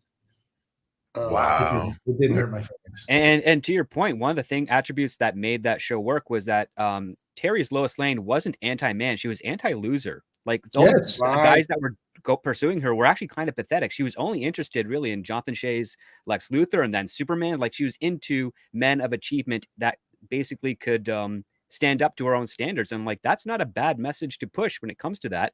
And one of the things you have to appreciate with someone like Deborah Joy Levine, who came from comedy, when she was asked to by Warner Brothers and CBS to do a Superman show, she's like, I don't know Superman, but I know romantic comedies. Would you give me a try? And they said, yeah. And she did one thing that we don't have a whole lot of writers doing. She put in the effort. She put in the time to understand what these characters were. And she presented something that worked within the budget constraints and what the studio was looking for. And we're all grateful for it. And that's what we need more of. And you are very fortunate to be a part of that. And I envy you for it.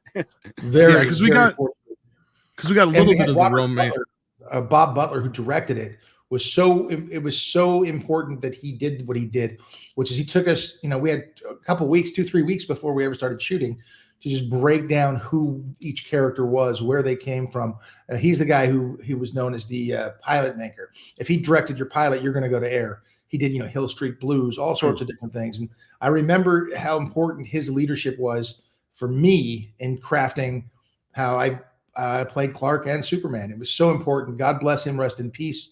Robert Butler, he was a gentleman. He came back and directed a number of the episodes as we went along, and he was just amazing. I can't thank him enough. And Deborah Joy is brilliant, and I worked with her again after that, and she is lovely. And we were really, really fortunate to have such great showrunners.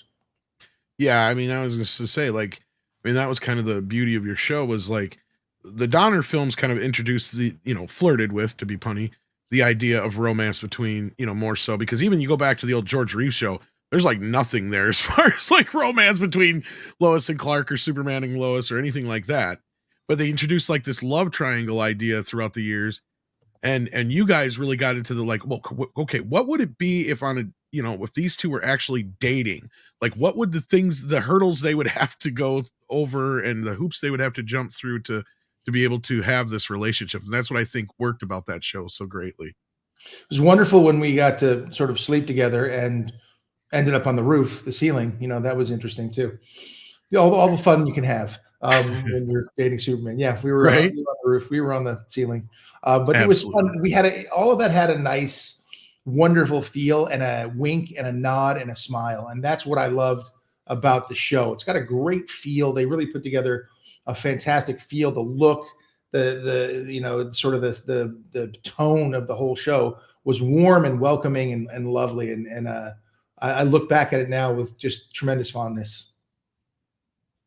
Indeed. And then we actually had one I missed here from last week, so I'm going to bring that up here real quick. Sorry about that. And sorry to STR Red Wolf for missing it earlier, but he says, Dean Cain can easily top this episode of Midnight's Edge in the morning by simply showing up. Don't underestimate the power of Superman. Darkseid did. Guess where he is? That's right. That's right. Yes, indeed. That's awesome. That's a great one. Indeed. So yeah, I just wanted to bring that one up. Sorry about that one, STR Red Wolf, but we got her. And thank you to Six, of course, for making sure we got to all of those from last week. And then we got a good friend of our channel here, Mr. WDW Pro himself, journalist extraordinaire, sends a $9.99. He keeps scooping and scooping like the honey badger. Says, love seeing Dean Cain and crew today on Midnight's Edge. I'll say it, even if some won't. Dean is the best Superman of all time. Wow. Thank you. That is a wonderful, wonderful, wonderful sentiment. Little hero worship going on there. Hey, I'll take it. Pun intended. But you are a real life hero, as pointed out before. You actually do fight crime now. Yep, I'm a deputy sheriff. I'm a sworn deputy sheriff. I've been for about 5 or 6 years now in Frederick County, Virginia. I got re-sworn in just recently. At the end of last year, I think it was. I don't even know when. Maybe it was early this year. But wonderful. When this anti-police rhetoric started going on, I have lots of friends who are military and law enforcement, and all the ones that I know are heroes. They're the guys and gals who will run towards danger. The job of a police officer is very, very difficult. And in this day and age, it's made much more difficult by ridiculous policies and politicians making, crazy demands on law enforcement. Yes, sometimes there are, a bad egg here and there, and there's a way to deal with that. What demonizing the police is not the way to do so, because and I say this all the time, is, all these people who are talking about defunding the police and police are terrible and this, that, the other, and ACAB and all this ridiculous stuff. They're the first person when their life is in danger. They're the first person to pick up the phone and call 911.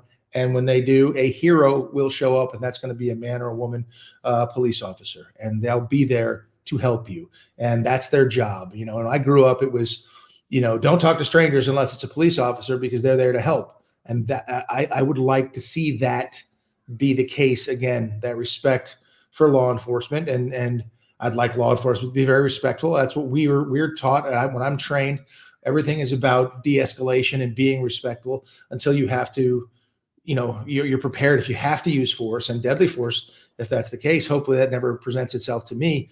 But it's a really, really tough job, and these men and women should be paid for it well and respected. And unfortunately, that isn't the case. So it's a really tough time to be a law enforcement officer here in the United States. Mm-hmm. If you guys doubt Dean's credibility as a police officer, when I met you 2 years ago, Dean, we went to dinner at Fleming's, remember? And you showed me that video on your phone of some of your training where you were tased. Yeah. The world has not seen this, but maybe we can arrange something one day. I don't think I've laughed harder. Not that I was laughing at your pain. I was laughing with you.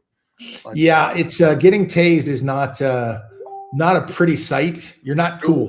You did not cover yourself in glory in that moment. Yep. You ever remember Nemo? How Nemo, the fish Nemo, had that funny little flipper, right? Well, I did that with my arm, and everyone was like, "What was with the arm?" I don't know, because it just went funny like that, and it took all the breath out of me. It was not. If someone says, I'm going to tase you, I'll just go, okay, whatever you need. Don't even do. I'll do it. Yes, I'll do it. Please don't tase me, bro. Don't tase me. So he's earned it. He has earned his place. My parents told me that if I ever see a truck with a van with free candy on the side, go. Yep. Go. Well, my parents always said if I get kidnapped, then they earned it. So I'm tough to kidnap. Yes, a kitty bear over on the Rumble side of things says Sushi Man is my favorite Superman. Right. Thank you, Kitty Bear, for that. You got to be able to laugh at that stuff, and you have to be able to laugh at yourself. Life is too tough and too serious to always be, so upset and bothered by everything. People call me Sushi Man. Great. Fantastic. But that's also something you learn over time. Yeah, it is something you learn over time. And the younger. How many constituents in the town that you're policing? It's Frederick County, Virginia. So it's Winchester, that area. And my sheriff just got reelected too. He also just became the president of the Virginia Sheriff's Association. I know, because I swore him in. I swore in the entire new group, which is actually pretty cool. I don't know how many people are actually in the city of Winchester or in Frederick County. I really don't know the answer. Shame on me. I'll find that answer out next time we speak. I will have the answer. How many sheriffs can go? I was sworn in by Superman. Huh. At least 5. At least 5 can say that, because that's how many I just swore in. That's awesome. So, Dean, I have a question. I'm sure you've heard this many times already, but when you're a young actor looking for a career, when you get an opportunity to get potentially pigeonholed into a role that's going to affect the rest of your life and your rest of your acting career, an awful lot of actors complain about it. Did that ever cross your mind? Man, I was just so happy to have a job. Okay. I could pay my rent. I was ready to go. I was, I would see the same people at all the same auditions, and a lot of them did very, very well. And a lot of them became very famous actors, but I would see the same group. You'd see like, here are these guys. Here's so-and-so again. Here's so-and-so. Great.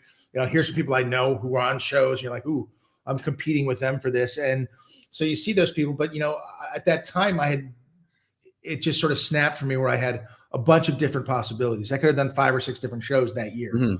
I chose and put Superman in the number 1 slot, because you can do that. You could test in position. And I did that for Superman, and was fortunate to get that. I think Leslie Moonves made that decision. Thank you, Les. I'll forever be grateful for that. And, to be like, when I watch, Matthew Perry, on Friends, rest his soul. I think of him as Chandler.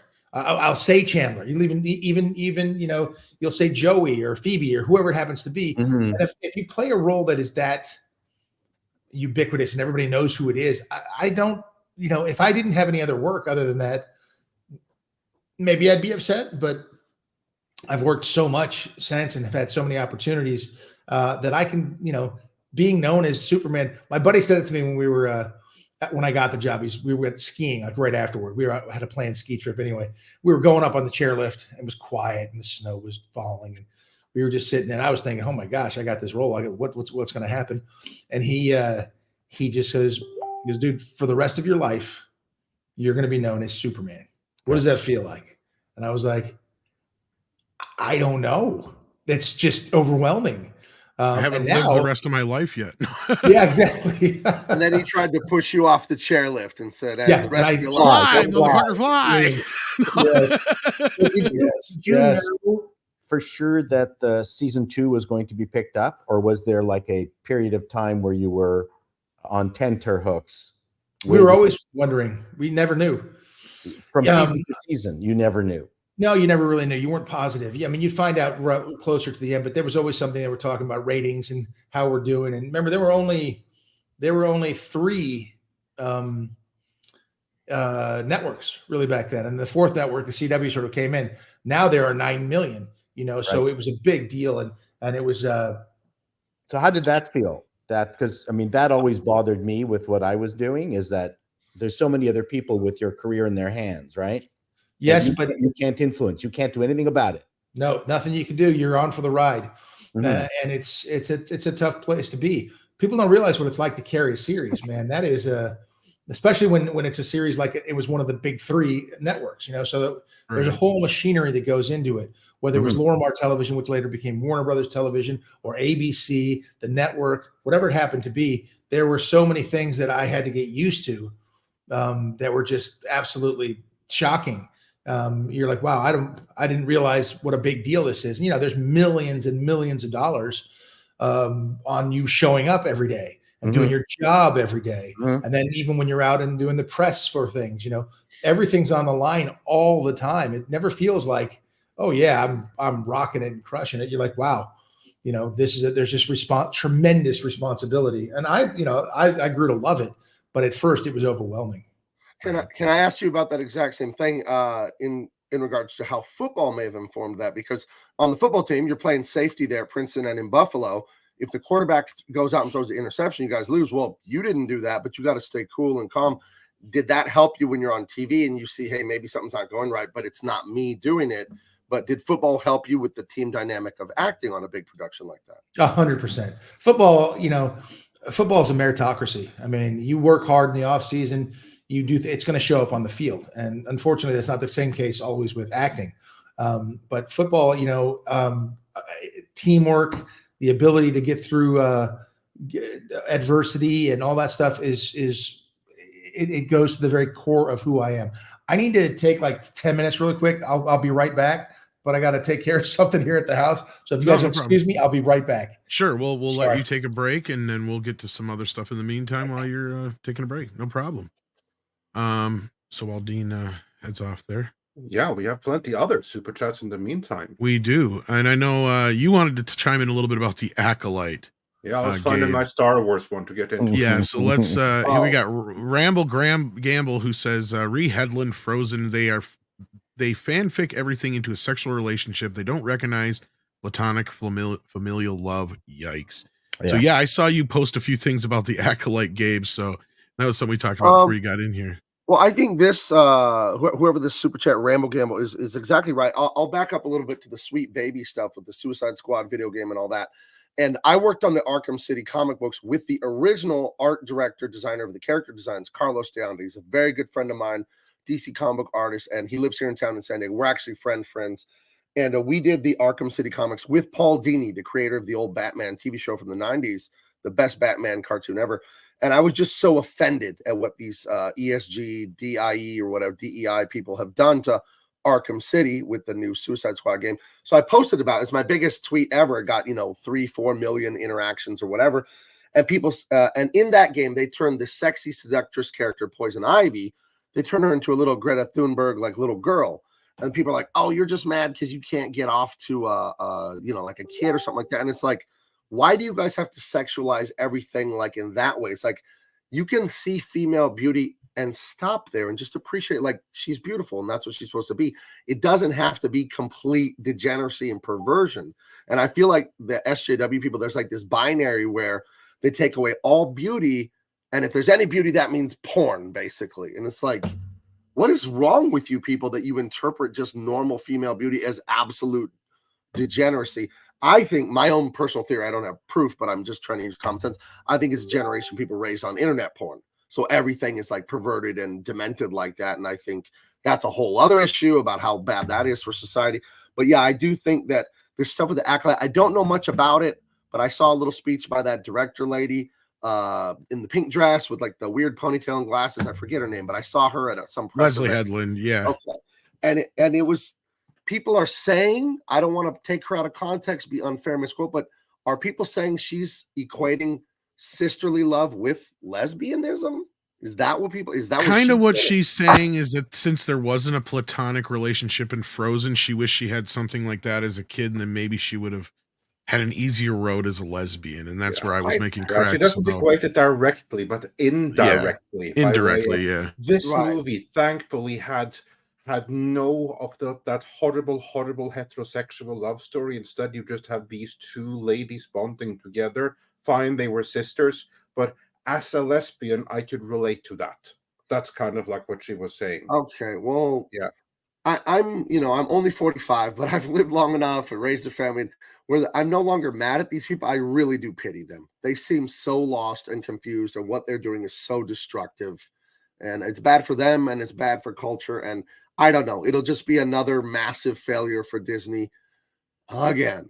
And Paul, I just want to say that you have a pigtail and your first name has gay in it. I just want to point that out. Okay. All right. That's enough. How dare you?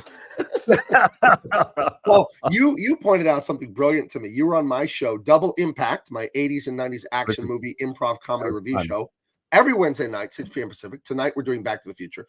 You were our guest last week, and you pointed out something amazing to me.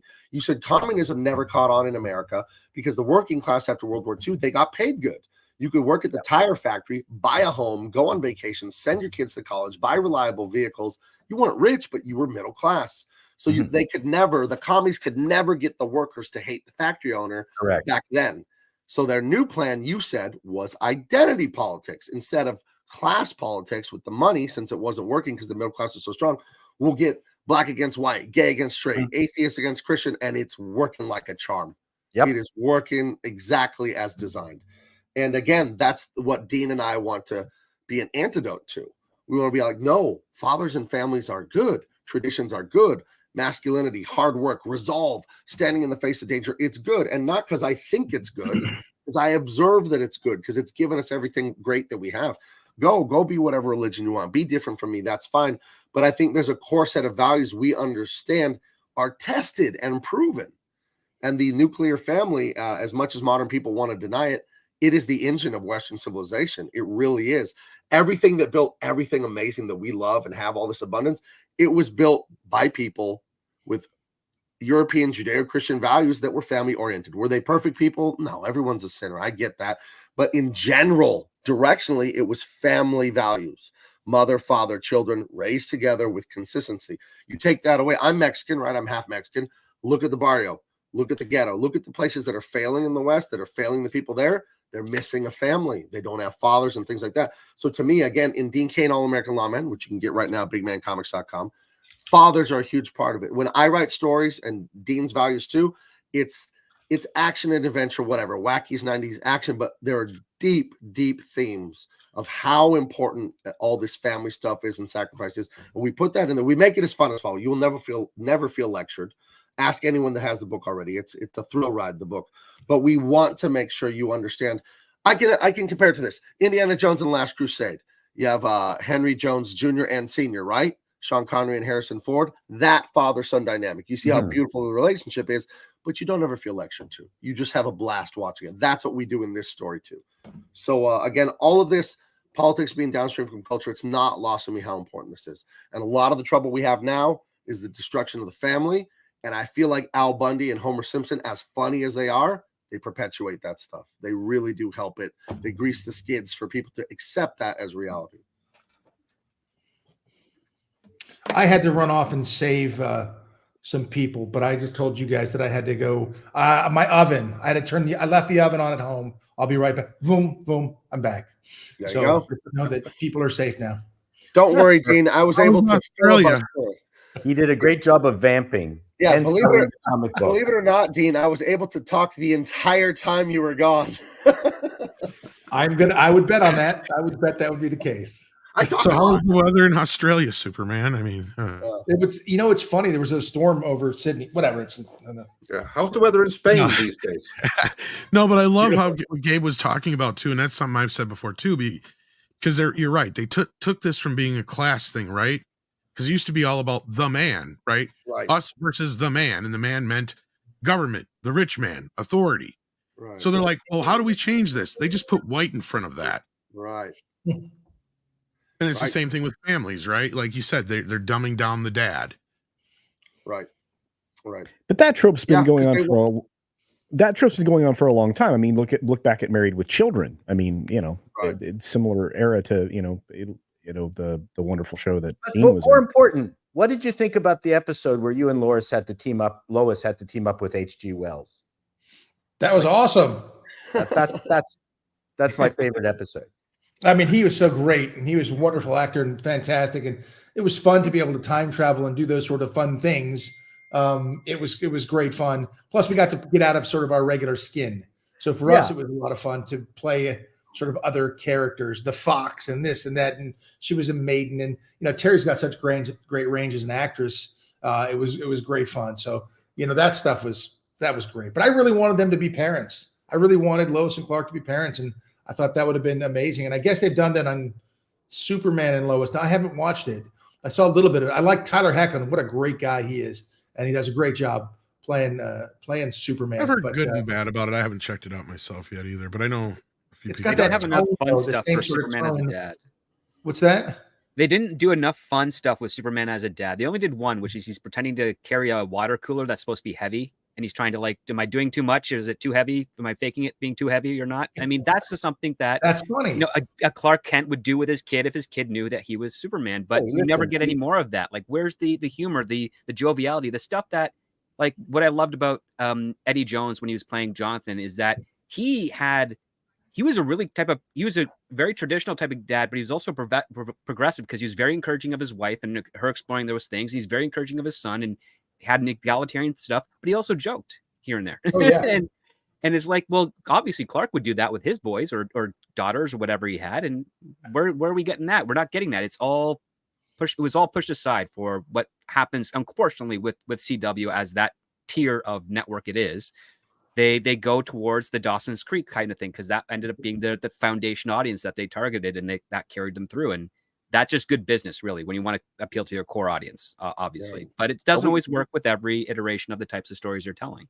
We all just wanted to know whether Superman had to wear protection. That's all. Well, we had to protect Lois. Let me just put it that way. There's a whole episode about that, actually. There is a whole episode about that, which is very funny. But there was one episode also where Lois was being, concerned about having a child or whatever. And then in her dream, we have like 9 kids, and I'm just jovial and happy as everything else. And she's interviewing the queen in her apartment, and the babies are, and I come running down, and nothing's wrong. Everything's hunky dory for Clark. And one of the babies starts floating up. He goes, "Look at the little nipper." That whole thing that fun was part of what we had on the show. And it's a bummer that we didn't get to explore that. And I'm sorry that they didn't explore that more on Superman and Lois. That stuff that to me is just super fun. Well, I hate to push this forward because that's my job, but we're losing Paul, and we have a lot of super chats for Mr. Cain yet.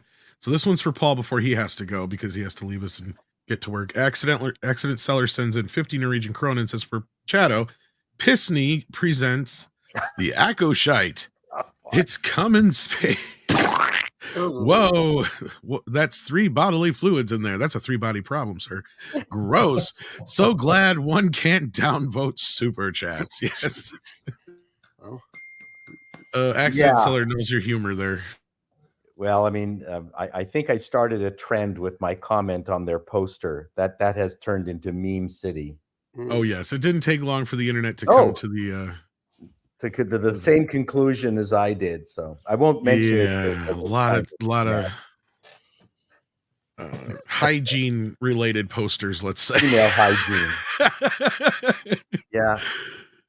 So yeah, Paul, what do you got going on? I'm there will be another edition of Appalling News today, but I'm not the story today. Dean is, of course, and give him all my love.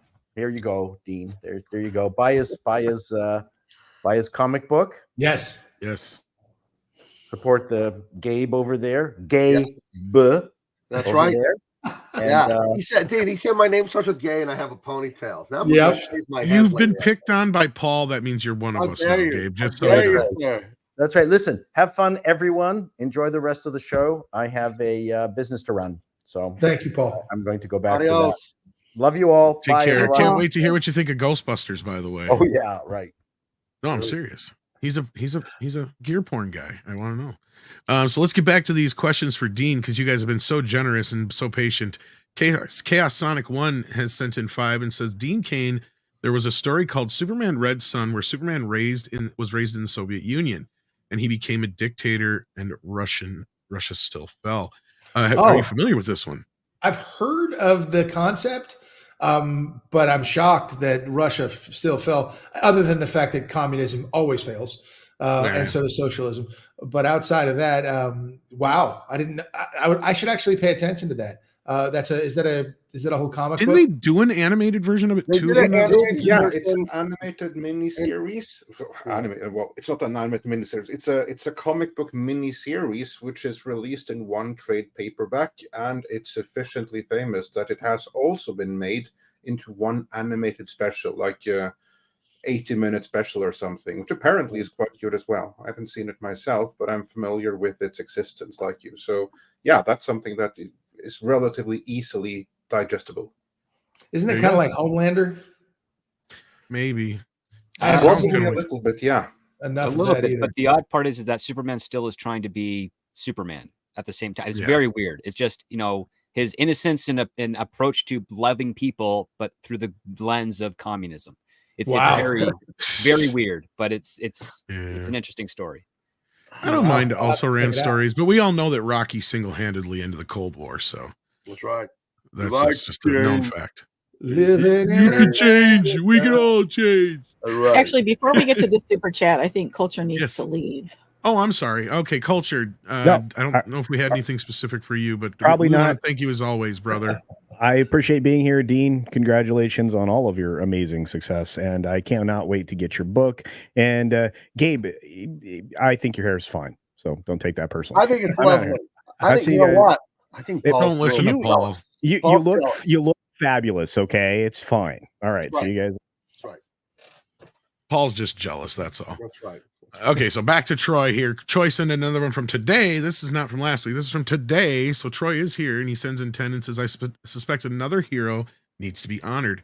Could you ask Dean the story behind the flag over his left shoulder? That's a good question. That flag was flown in Iraq. I was in Iraq in 2005 with our men and women during a tough time during that war. And that flag flew over the forward operating base that I was on. And I brought it home and I presented it to my grandfather. And when he passed, the flag was returned to me. And so it means a lot to me and to my family. And, that time was not my favorite time. It was a very tough time. That was a very tough trip. And I was there for 17 days, but our men and women would go over there for, a year, 2 years, do 3-4 tours. So bless our men and women in uniform. And that's what that flag is. And it means a lot to me. Wow. And then we have Packing Protons here who sends in 10 and says, here's one for Dean. As a non-sports fan, is Al Bundy boasting of 4 touchdowns in a single game an accomplishment worth boasting? Yes, it is. That is an accomplishment worth boasting about at any level. Any level. That's a big, giant accomplishment. So, and his were high school even, but that's Polk a huge, High School yes. Still stands. Yes. What's it? Polk High School still stands. Polk High School. That's right. That's a big deal. Big deal. Well, we'll find out soon enough if it still stands when they do the revamp of Married with Children we're supposed to be getting eventually in the animated form. Wow. If it happens, yeah. Gladiator sends in another 35 South African rands and says, I think he means Dean here. Yes. That autocorrect will get you every damn time. Dean, did you have a favorite story arc? I started as a kid when Lois lost her memory, so will always be my favorite. Also, did you ever watch Superboy? So I guess one question. First off, what was your favorite story arc? And then did you ever watch Superboy? I think my favorite story, it's so hard to say because the arc was the relationship, you know? So my favorite moment in the show is when finally, you know, Clark asks Lois to marry him and she says, who's asking? You know, Clark or Superman? That moment was all the magic of the show to me. So that was the story arc, I guess, which is the overall story arc of the whole show, which is them falling in love. That was my favorite bit. It was fun to do all the different, you know, when we'd go out and have to go undercover or do stuff like that, or when Superman's powers got transferred to somebody else or something. That stuff was fun to do because it was a change of pace as an actor. Right. And that's what we were doing every day. But the best arc for me was Lois and Clark, you know, falling in love. And that moment where he asks her to marry him is a wonderful, wonderful moment. And I never watched Superboy. I met Gerard Christopher the other day. But I've met him a couple times, but he's a really super nice guy. And but I never watched the show. I remember seeing it once, way before I ever was able to play Superman. But I never really watched that. No, I didn't. Yeah, that was kind of the bridge between the movie and then your guys' show. Basically, was kind of that. Yeah. And then we've got insult me. A lot of times they'll call me Superboy. Okay. Yeah. Ouch. Yeah. Then we got our very own Rod Thunderheart here, who says, "Hail Midnight's Edge in the morning. Thank you, Dean, for being our Superman, sir. Think you'd be perfect." I think he had more to say here to this. He just said mainly he wanted to say thank you for being Superman. I don't know what he meant for the rest of it, but yeah. Thank you so much, Rod. And then we've got, let's see here. Andy Masterson wants to let you know that if you want a, he's not kidding. He is not kidding. Yeah, no, this is a guy who makes custom figures. In fact, here's his Dylan Mulvaney.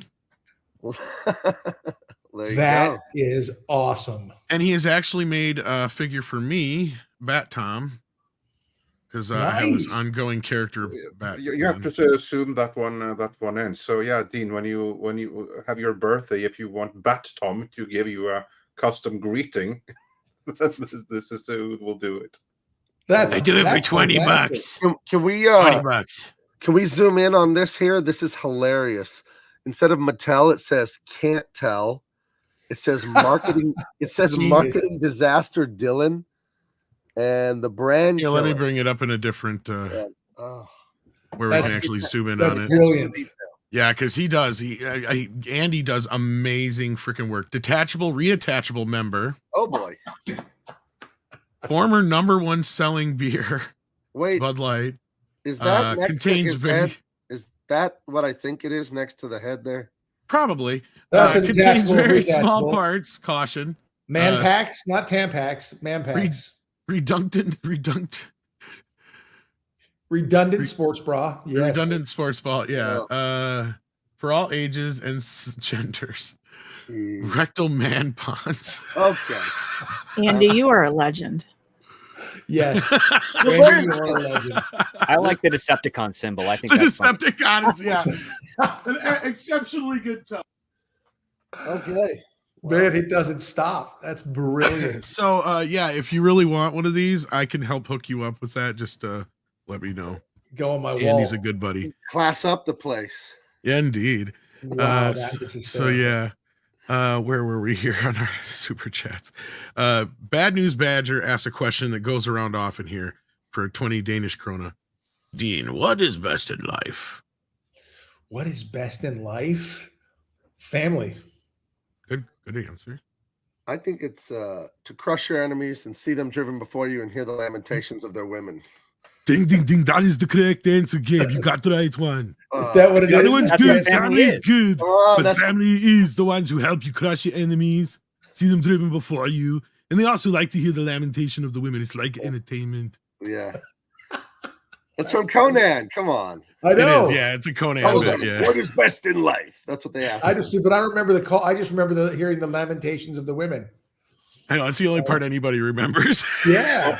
That's the family theme song if you're really doing it right. If you have time and you're bored someday, or if you're like stuck in an airport or whatever you're doing, Dean, check out Conan the Musical on YouTube.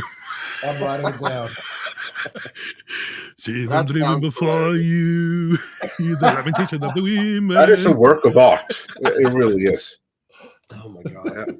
It Oh, and, turns it all into a musical. It's amazing. I love that. I would I do that. just have to say, like, you have cross-generational appeal because my kids just came home because I'm in Europe, in the Canary Islands right now, actually. Nice. And my daughter insisted I tell you that you're the most handsome Superman of them all. Oh. Your daughter has great taste, and tell her thank you. She got a crush on Superman. All right. Yes. Indeed. Hold the There you awkward go. silence. Everyone just hold it. I'm good with it. Adorable. It's adorable. Tommy Reviews sends in 5 and says, Hail Midnight's Edge, Gabe and Cain. Mr. Cain, did you know you were in a pseudo video game film with Dead and Deader? It was originally the third House of the Dead film. So it was a video game franchise. Wow.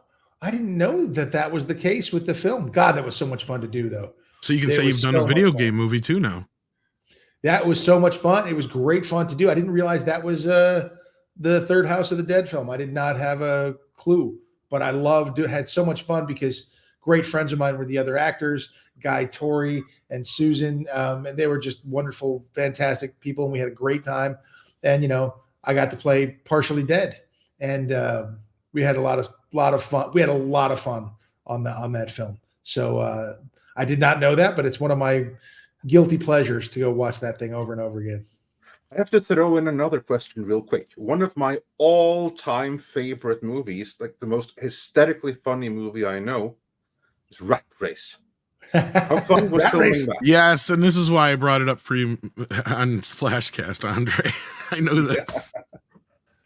Rat Race was so much fun. So many great actors in that. So many funny moments, and all had their own sort of vignettes. And obviously, my vignette was different and involved the helicopters and Amy Smart and Breckin Meyer, and just had a lot of fun doing that. And the whole concept of it was just hugely over the top and just fun. So that's also a guilty pleasure. Rat Race was great fun. There it is. That's right. And I got my DVD copy too, but yeah. So I like the fun. poster on the DVD copy a little bit better, but it's all right. I wouldn't even know. Shame on me. That's okay. You're in it. That's all that matters. I'm sir. in it, and it's fun. And my girlfriend is very mad at me, and she has good reason to be. And then let's see here. It is a good movie. Where are we at? Here we got Gladiator, I believe, next with another 35 South African Rands who says, when they changed the writing team for season 2, the show facing cancellation, as the shift was that made the show grow up. Was that the shift that made it grow up in season 4? I think is what he's asking here, was when it was facing cancellation in season 2.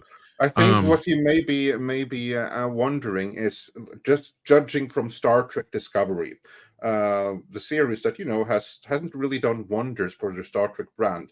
That series has had a retool for every single season, because each season has been a disaster. So they retooled it with new writers and new showrunners to try to fix it, because they weren't really facing cancellation, but they would like a little bit more viewers. Was it something like that happened with Lewis and Clark? Was there ever like a creative shift because they needed to spice up the show, maybe bring in more viewers to secure more seasons?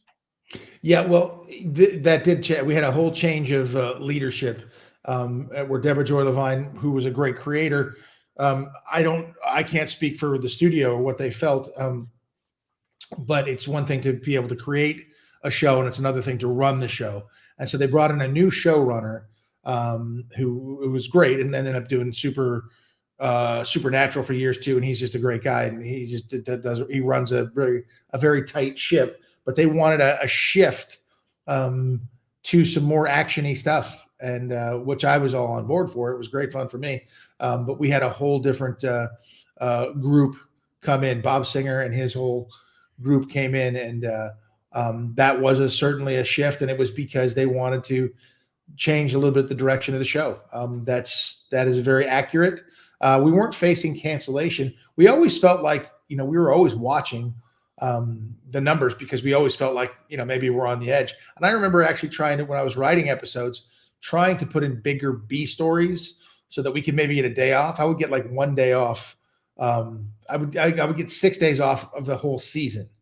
So where I wasn't there all day, every day. So it wasn't many days I ever got off. And I remember trying to do that. And there was going, no, we need more Lois and Clark in this episode because we're on the edge. We're on the edge. So I never felt like we were like this huge runaway superstar show. I mean, there were 2 shows that came in after our first season on the Warner Brothers lot that were pretty well known. One of them was called Friends and the other was called ER. And we watched those 2 shows explode in their first season. You guys were on Sunday night, correct? The first, Yes. at first? Yeah. And you were up against things like, I believe, like, trying to remember what was on around this. I didn't really know because I was watching you guys instead. So I'm trying to remember. We sunk Spielberg's show. Oh, The Amazing Stories and no, or was it a different one? The submarine one or something. The Sequest one. Okay, so that would have been the one that was on NBC. So you were up against Sequest, and were you up against The Simpsons and stuff at that time, or no? I don't think so. I think you guys were on the hour before The Simpsons. Yeah, I wouldn't want to trying to think of what Fox had at that time, but yeah. Fox didn't really exist. They were barely an entity yet. Yeah, they were there, but they weren't doing much yet. Because that was before they moved The Simpsons to Sunday night then. So they were still on or they moved them to Thursdays maybe already at that point. One of the two. I'm trying to remember. Face The Simpsons. Apparently it's been so long. But yeah, no, the other story I remember though about your show and what I thought was interesting that I thought we could bounce off of this one real quick with was how the death of Superman came to be because of how you guys having the wedding in the show was affecting them getting them married in the comics at the time too. That was a synergy that we don't often see nowadays. Yeah, so DC was around all the time. All the bigwigs. It was Jeanette Kahn back in the day, and they were always around. They were on set. We'd see them all the time. They'd have their say. We'd talk about, what the characters are going to be doing, and it was wonderful to have that synergy. And it was wonderful to have. So a lot of those, we have little cameos from like DC writers and DC people who were in there in the show doing different things, whether they're at the wedding or wherever it happens to be. But it was just great fun to have DC there. And that's how it should have been. It was great that we did have a synergy. Yeah. And then you also talked about, let's just keep going with the questions. I don't want to drag this out too much longer. I had another thing, but I was just wanted to real quick. You were talking about how hard you guys were. You only had 6 days off. Like, I don't think any of these actors nowadays working understands what it would be like to work on a 22, 24 episode hour-long show and you guys had special effects on top of it all. So you're basically shooting an hour-long drama plus special effects and action sequences. I mean, I don't think any of Hollywood and the kids involved nowadays with acting could even remotely understand what that's like. I just real quick, I want to get your, just kind of an overview on your feelings of that compared to the modern. It was all encompassing. I mean, it was literally 9.5 months. And really it was 5 days a week, but it was really 6 because you'd start Monday morning at like 5 a.m. and that's when you'd have to go in, and you'd finish the final day Friday night. It was always a Fraturday, we called it, because it'd be Friday into Saturday because the call times keep getting pushed back because you work typically on a regular day, not a hard day, just a regular day. I would leave my house and I'd be home 18 hours later every day. So I did that for 9.5 months, 4 years straight. And then it's just all encompassing. And as bad as it is for us, and it was tough. The crew, man, the crew was there before us and after us, breaking things down, doing stuff. It was just a killer schedule. And it's unfortunate, but we'd take 8 days to shoot an episode. And we were just cranking along, and every 2 or 3, every other week, I'd have to do an entire day of just green screen, actiony stuff separate. At the same time, I'd go back and forth, and it was a tremendous amount of work. But it felt like your entire life was on set all day, every day. There was you can't miss something for somebody's birthday or you can't do anything. There's really nothing. And then the weekend, you just want to sleep to try to catch up so that you can do the next week. It was a tremendous amount of work. And you may have noticed that I haven't done a series like that since because I became a father in the year 2000, and I just wouldn't. I turned down a lot of roles like that because it was just too much to do. Now I'd love to do 6, 10, 12 episodes. That's amazing. Right. You have a life too. But at 22, woo, that was there was no sort of life outside that. ER and Friends would only shoot 1 day a week. They'd come in and rehearse. They'd do a read through, and then they'd go to the gym, and then they'd be gone. And their hours, I would just watch them come and there. And then when they did their taping night, it was their long night. They still came in way later than us and still left way earlier. And I was like, that's their long day? Jeez. And ER would, rehearse for 5 hours, one shot, on a steady cam all through everything. And then they'd only have to shoot it 1 time or 2 times. And then they're done. And then they'd be out of there. I was like, man. And that whole time it takes you to get put in a rig, basically, to fly from one place to another.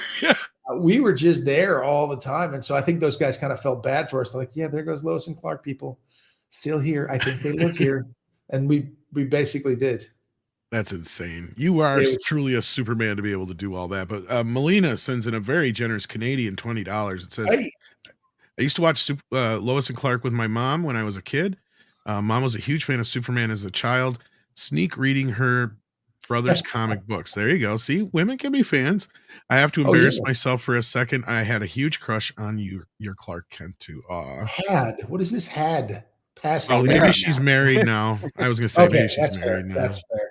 But that is a lovely thing to hear. And, like I said, if I can, being a part of people's childhoods and, she'd watch it with her mom, and it's such a humbling, wonderful thing. And I just am so thankful that I had the opportunity to play the role and, like I said, affect people's lives hopefully in a positive way. And we got Dr. Longdongler sending in £5 from the other side of the lake. Yeah, we love Dr. Longdongler around here. Dean Cain said, great to see you on the show. Loved everywhere. He is. Which villains do you wish your Superman had a chance to go up against? So, one that you didn't get a chance to go up against is probably a famous Superman villain, I think is the question. Yeah, that's a good question. Oh yeah. I wrote one of the episodes I wrote had the Toy Man in it, but we couldn't call it the Toy Man. There were certain things you couldn't do. There was a weird thing you couldn't, call a villain this or that, or they couldn't be this specific. Because at the time when you guys were producing this show, it wasn't technically under Warner Brothers yet until they bought Lorimar, right? That's how it worked. That might be the case. That might be exactly why. I don't know. So was there any, Gabe would probably know the Superman villains better than me, to be honest. You got Metallo, you got, Parasite is great. Parasite was one I was just going to say, yeah. Disgusting. Dean fought Metallo. I did fight Metallo. Yeah, we had a version. I was about to say it was a 25% different version of Metallo. Oh, okay. Yeah, well, it was a TV budget version of Metallo. Because you did have Mitchell Picklick. We do know that. Yes, that was how again. Warner Brothers had all of them. They just didn't. The thing that I learned from the TV side of stuff is, at the time in the 90s, they didn't always like to use the hokey names of the supervillains. So that's why when Dean was doing his 2 Christmas episodes, one of which featured Winslow Shot, which is the actual name of Toyman, but not Toyman. And that dovetails in a question I'd love to ask you after the Super Chats, because it pertains to writing and how you got into it. All right. Dean, can you finish your sentence about what you were saying about what you can and can't call villains? Say that again. I'm sorry. You were saying something about you can't call a villain something. There's certain things. Yeah, we weren't. That's the whole point, is we weren't allowed to call them, or for some reason, we didn't call Winslow Shot Toyman, and we didn't call Metallo. We had to make another name, and I don't remember what that reason was, but I think the screenwriter has it correct. They made a decision not to use those names. I don't know if we weren't allowed to, but I remember when I was coming up with Toyman, they were like, I love that idea. They were like, nope, can't call him Toyman. We're going to call him, just name. So it was, that 25% difference, of course. Yeah. All right. Well, then we got Mellow Mutts here who says for $4.99, and this is one I can relate to. As a kid, I jumped off a tree house with a red towel around my neck because of Dean Cain. He was the definitive Superman of my childhood. Well, I can blame Christopher Reeve, but I broke my damn nose. How many of these stories? I have a friend in Norway who did that too. We put like a red towel around so they can jump from the garage roof. He can also blame Christopher Reeve for that. But yeah. Yes. We should have had a disclaimer on the show. I think they finally Please don't did try at this some at point. home. There was a famous story of a little boy. I don't know if it's true or not, that he went up to the 50s Superman. Was his name George Reeves, right? Yes. Yeah. He met him at a real life event and somehow got a hold of his father's real revolver, and he wanted to see if the bullets would. I read that this is true. I don't know that it's true, but I did read it on the internet that a little boy pointed a gun at him at like a thing where he was meeting him in real life. I don't know if that's Again, true. yeah, that's one I've heard, and they actually depict it in Hollywood land. I don't know how true Did it they? was. Either, Wow. but yeah. They I did, heard that yeah, the before movie the where internet, so. Ben Affleck plays Chris Reeves. Not Christopher, So, yeah. George Reeves. George George Reeves. Reeves, sorry. I'll So, tell yeah, you, that was yeah. always something, because the people do take characters on television very seriously. And that was always something we were talking about, was like, man, I hope somebody doesn't come up and try that, because they get so lost in the character that they believe you're really the character. And I wouldn't want that to be the case, because bullets would not bounce off this chest. No. And it also goes to like, the concept of teaching gun safety to everybody so that they know, even if you do see Superman, don't shoot him. Darn right. You never, and why would you? Why would Yeah. you? The ricochet might Ricochet hurt killed someone you. else. See, that's the argument. What is it? The ricochet might hurt someone else. See, That's the exactly argument. true. There you go. Ricochets do, and ricochets are a real deal. And I think that is what George Reeves said in that bit too, if that's correct. Yeah, something Yeah, I along believe those that's lines. real. That's what he came up with on the fly. So kudos for Yeah. him, because that was the right answer. Yeah, and Sean If you were to Sorrow throw the said, gun at George Reeves, he would just dodge it like he did in the serial. Sean Sora sends in a buck and says, on the Rumble side of things, it says, Mr. Dean, what's your thoughts on the Daily Wire? Do you think they have made a good stride on making entertainment, and have they approached you on any projects or vice versa? And thanks for being a great Superman. So yeah, have you had any discussions with the Daily Wire at all? Yeah, I thought I was going to say, and thanks for being a G. I was like, yo, Yeah, That what's up, too. G? I thought that Being was a it. G, you're the one of the OGs. That's OG, right. baby. Yeah, I've spoken to the Daily Wire guys. Jeremy Boring and those guys are friends of mine. I like them. I love what they're doing over there. It's fantastic. They're coming up with their different projects that they've done. I've spoken to them about, I've pitched them projects and talked to them about things. They're wonderful. I'd love to work with them. I really laughed hard at that last movie that Jeremy did. I forget what it's called. Lady Ballers. Lady Ballers was funny. Lady Ballers, He was good in it. It was funny. I enjoyed it. But I love what they're doing. It's that kind of thing that like Gabe and I are doing, except maybe at a different level, is that they're doing their content and nobody's going to tell them not to, or how to regulate their content and what it is. So they made it for them, and they wanted to make the projects they want. If you like it, you like it. I happen to think they're good. Run, Hide, Shoot was fantastic. That was a lot of fun. It was a good project. Run, Hide, whatever it is, Run, Hide, Fight, whatever. Run, Hide, Fight. Run, Hide, Seek, or Run, Seek. Yeah, that one. Yes. That one. Yeah. Listen, great concept. But you got to fight at a certain point. You fight.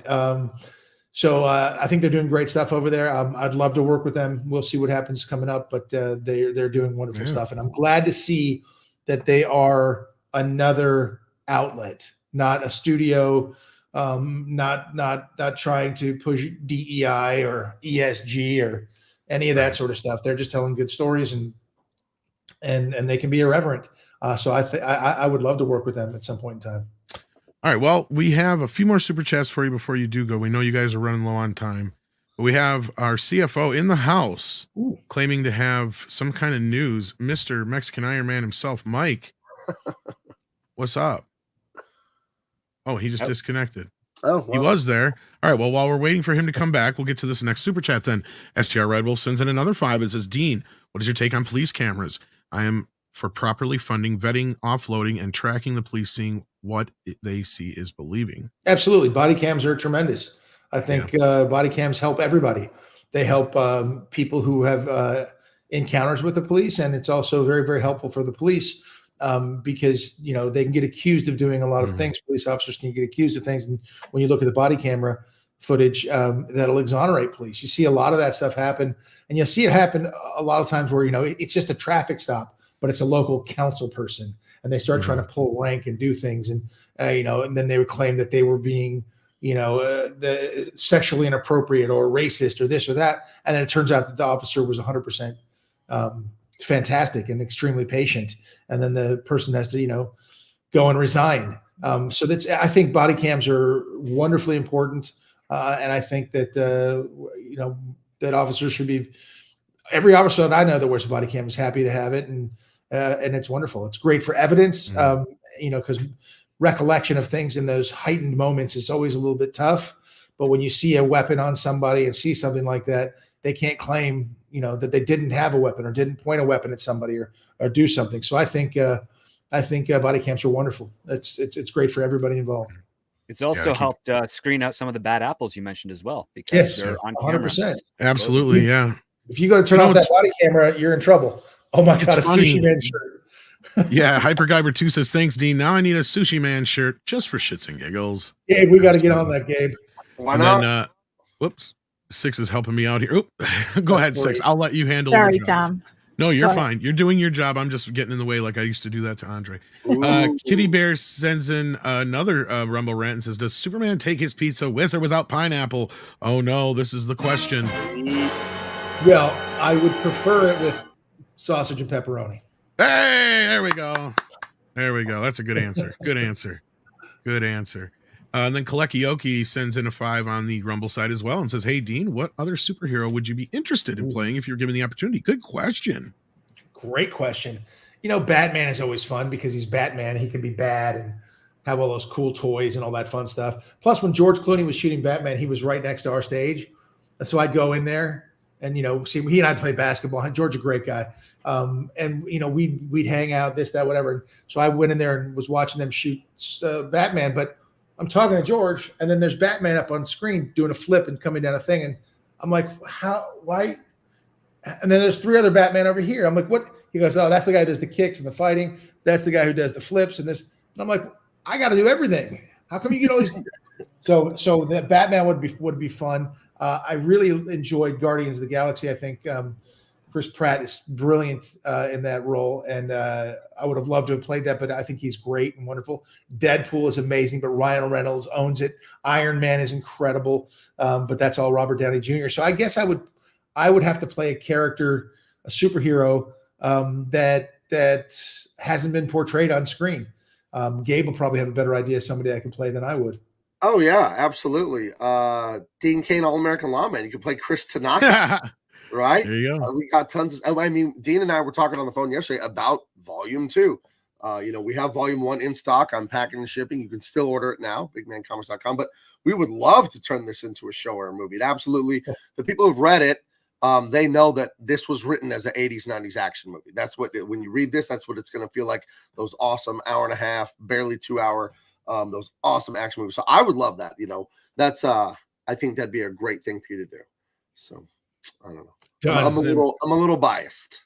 And then Mihan sends in 50. I think that's Swedish krona. So I guess in Sweden, Yes. It was on Friday nights for him. He says, Mr. Cain, San is my Superman every Friday night as a child. How was it to work? Cain San. Yes, indeed. How was it to work with the great late Lane Smith? Yes, this is a good question because I love Lane Smith. Great actor. Thoughts on Tomorrow Never Dies as well. Well, first of all, Lane Smith, rest in peace. He was a blast. I'm a big fan of his. He did so many movies and was so great, and everything from Mighty Ducks to the Two Utes. Just a hell of a presence thing, just. And that booming voice, and his laugh was great, and his stories were incredible. God bless Lane. Probably my favorite Perry White, to be honest with you. Oh, he may be the greatest Perry White of all time. As Terry was the greatest Lois.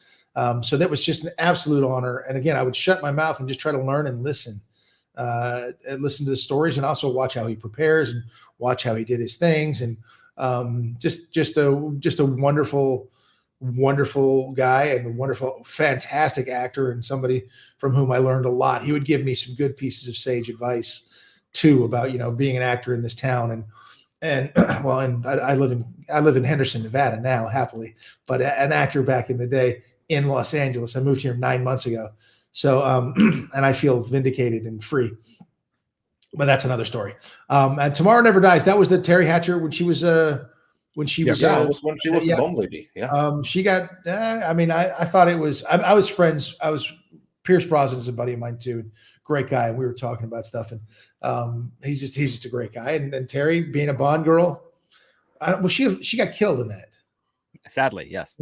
Yeah, sadly, yes. I can't remember exactly what it was, but that was cool. Good for her. She was also 4 months pregnant when she shot it too. So it was right in the off season after you guys wrapped season 4. That was it. I loved it. I love James Bond franchise is amazing. So bless her for being a part of that. And Pierce, Roger Moore was my favorite. No offense to Pierce, but he was my original. I never even watched all the Sean Connery ones, to be honest. Roger Moore was Sir Roger Moore was the Bond that I grew up with. So Right. he was always my favorite. But Pierce was fantastic as well. Indeed. And then we've got Rod Thunderheart again, who sent in a Canadian toonie and says, Dean, can you come back to Midnight Judge soon, sir? Yes. I love that it's a toonie. Of course. Moonies and We love our toonies. Canadians around here. I love Canada, but and I've worked in Canada so much. But man, they're doing some things. They're not being very Canadian, and I can say that as a Canadian. Yeah, he's Like, one of the Canadians. Everything that you have said so far on the stream was considered the 90s liberal Canada, which is basically like just normal, liberty, freedom, do what you want, Yes. just don't tread on me type of stuff. We haven't been that way for a good 15 to almost 20 years, sadly. And, as a guy that commutes between Canada and the United States for Hollywood stuff, I will say this: Canada was my refuge to not be corrupted by the town of LA. And now it's kind of up here, and it's like, well, now I got to find a way to get out. It's been a really I feel for you, because it's gone very authoritarian and very, it didn't feel like the warm fuzzy Canada that I was always in working. I mean, there used to be the joke, what did the Canadians say when you knocked him over in the street? Sorry. Most polite and wonderful, but now, things they're doing, I'm no fan of Trudeau, so I don't think that's Neither a am I. secret. Yeah. I've a couple of times and I mean absolutely no offense to Canadians when I say this. It's a matter of how it's run, but it has kind of like become the People's Republic of Canada. Yeah. Heading that way. Yeah. And what's odd is that the opposition party, which doesn't have a seat, is called the People's Party of Canada. So, like, How fitting. But speaking of fitting, I think I know where Gabe's going with this one here in the background, and I agree with him. Here's Someone a fitting. said it in the chat. I can't find him. One of my favorite comic book artists, who I think Dean would make a great Punisher. I agree. We have it right here. Actually, it's a super chat from Manny Lamont, who said for There you go. $5. There you go. I always Yeah. thought that Dean would make a good version of the Punisher. Well, I Man. gotta tell you, as I grow bigmancomics.com, this is a guy I've had my eye on for years. He's Eastern European, Goran Parlov. I don't know him. I will hire this guy to draw something for my company because I love his work. Go look him up on Instagram and everywhere. Goran Parlov. I found Is that his? That is his Punisher, and he does gorgeous ladies, a lot of noir and crime and actiony stuff, and it just.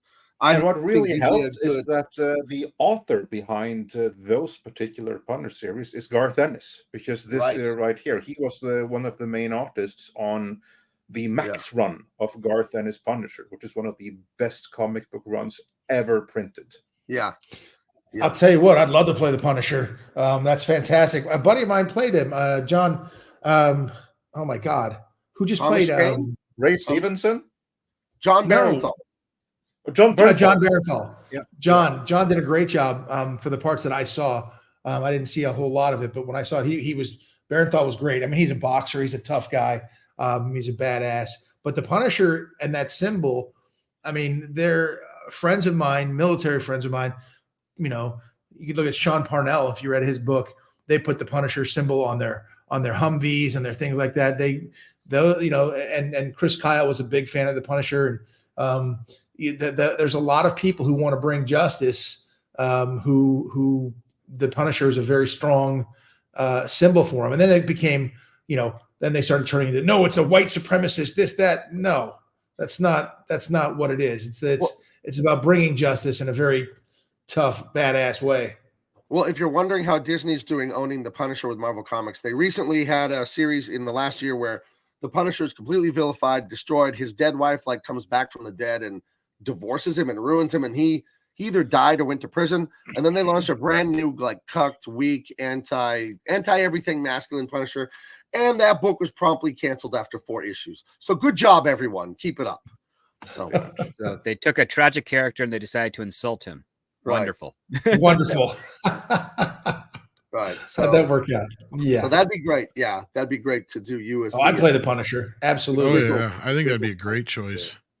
So I saw one in there from Mexican Iron Man that I'm so excited about. Super Chat. Well, he was supposed to be coming in. We're trying to work that out. His internet is all effed up Look at right what he now. just said there, though. He goes, Dean and Gabe, my book just arrived. Yeah, he was going to come on and do an unboxing.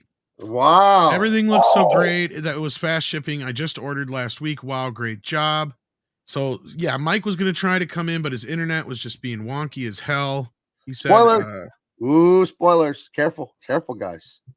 Careful. You're quite digitized. I don't think anybody can see it. Exactly. One thing talking and listening to you, Dean, that I didn't even realize that we tapped into in this is that if you love Lois and Clark, we have that exact dynamic with Veronica and Kristen. I didn't even, it's so obvious, but I didn't even think about it, where she, they're in the helicopter and I don't want to spoil it, but a lot of crazy, that romantic comedy stuff. When he's in the hotel room. Right. That's classic Lois and Clark. Right. My brother thought that scene was particularly hilarious. I was so proud because he's my brother. He's biased, but he read it. And after he saw that scene, he told me, dude, that's awesome. And I was just like, yes, thank you. Thank you. It was a blast writing this. And what we talked about yesterday for volume 2, which I'm going to start writing in April, the thing you mentioned, I was like, oh, wow, that's an angle I didn't even think of. So I'm very excited. I was talking to my wife in the truck. We were driving around last night and I was telling her all these ideas. So I'm ready. So let's go. All right, let's get through some more of these super chats here. We got Gladiator with 35 South African rands. Says, why did we not get more well-known villains like Darkseid? And why was Nor not Zod? Also, what's your task on Tim Daly's animated Superman? Well, okay, we sort of touched on why we didn't get the more well-known villains. That was a decision by the studio execs, and they made their decision. I mean, even like that, Nor obviously was, in my mind, Zod in that sense, but even they made him younger and tougher, whatever. I mean, it's just the choice that they made. I got to see Sarah Douglas this last weekend, by the way, who played Ursa, and she's awesome.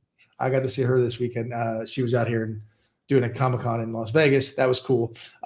Tim Daly, great guy, good friend of mine. Loved him, and his son Sam, awesome. He's got a birthday party this week, which I can't go to. But great guy, and everybody loves his animated version of Superman and the way he voiced it. So I'd never really watched it, I'll be honest. But he's a great guy, and I'm sure he did a fantastic job because I hear how many people loved his version. So I don't have a personal opinion other than I think he's wonderful. So I assume it's probably wonderful. Because I haven't seen it. How is it like? How did you like working with Justine Bateman, who is kind of on the front lines to protecting every actor's career against AI replacement? Yeah, good for her. Justine's wonderful. She's fantastic. She was fun. She was funny, total professional, and just cool as could be. And so bless her for doing that. No question about it. But great, wonderful. I mean, it was so much fun. We got to work with so many great people on the show. I have nothing but fond memories. A lot of work, but a lot of fond memories from a lot of wonderful people. And I remember, I grew up watching her, on what the hell was the name of that show? Family Ties? Family Ties. Yeah. And she was wonderful. She was great. So yeah, she was wonderful. So bless her and let's fight against AI because I want to still have a job. Hell yeah. Tony the Mighty sends in 5 and says, Mr. Cain, do you remember ever doing a scene where the bad guy emptied a gun at you and then threw the gun at you and you would duck the gun? That's not the George Reeves version, right? That's the George Reeves move, yeah. Yeah. I don't remember ever I don't think so. Man would have just grabbed the gun and squished it. Yeah. You did a I lot of think that, you've done that. Yeah, I was gonna Yeah, say you've done I that quite a definitely few did times. And then we got Walter Whitewalker here who sends in $5 and says, "Hey Dean, didn't you realize you were local? Didn't realize you were local. I live in Maryland, but went to high school in Front Royal. Right there, right near where I serve as a deputy sheriff. That's very Awesome. cool. That's very cool. Then we got Chaos Sonic 1 who says, Dean, have you ever read Superman's story, What's Funny About Truth, Justice, and the American Way? To me, it's the pinnacle of Superman stories. I have not. What is that? What is that? That's It's a great issue comic. Yeah. Yeah, it's a great one by Alan Moore, the writer, creator of Watchmen, I believe, is the one that wrote that, and it's known as one of the best Superman stories ever. You got to check it out. I won't ruin it for you, but it's absolutely a treasure. And someone, I won't say who, at DC Comics wrote to me about that when I left DC over all their woke shit, and he said that when he saw my story and all that, he thought of that issue too, and he's like, "Why did DC get away from this? Like, it's so terrible." So I will read that. Where will I be able to find that, Gabe?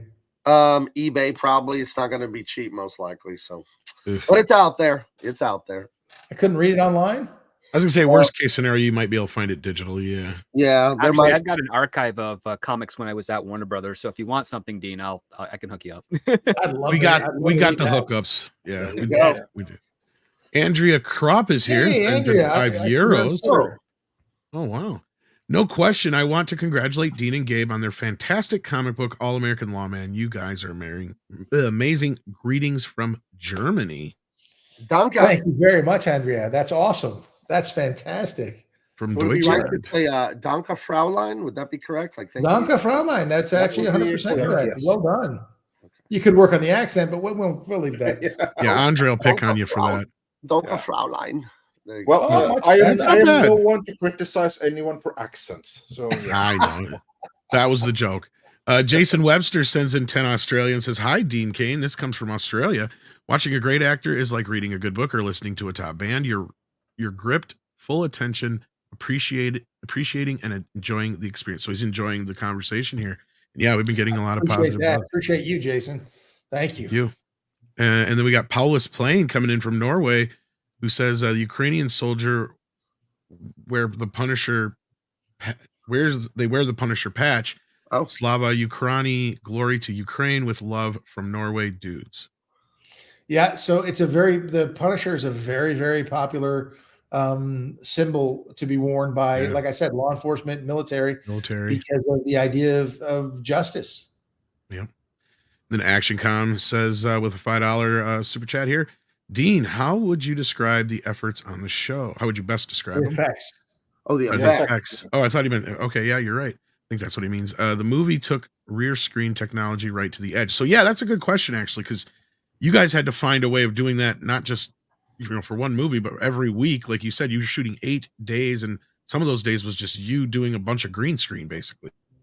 Yes, it was. Listen, it was great because we were always trying to push the limit. Trying to check.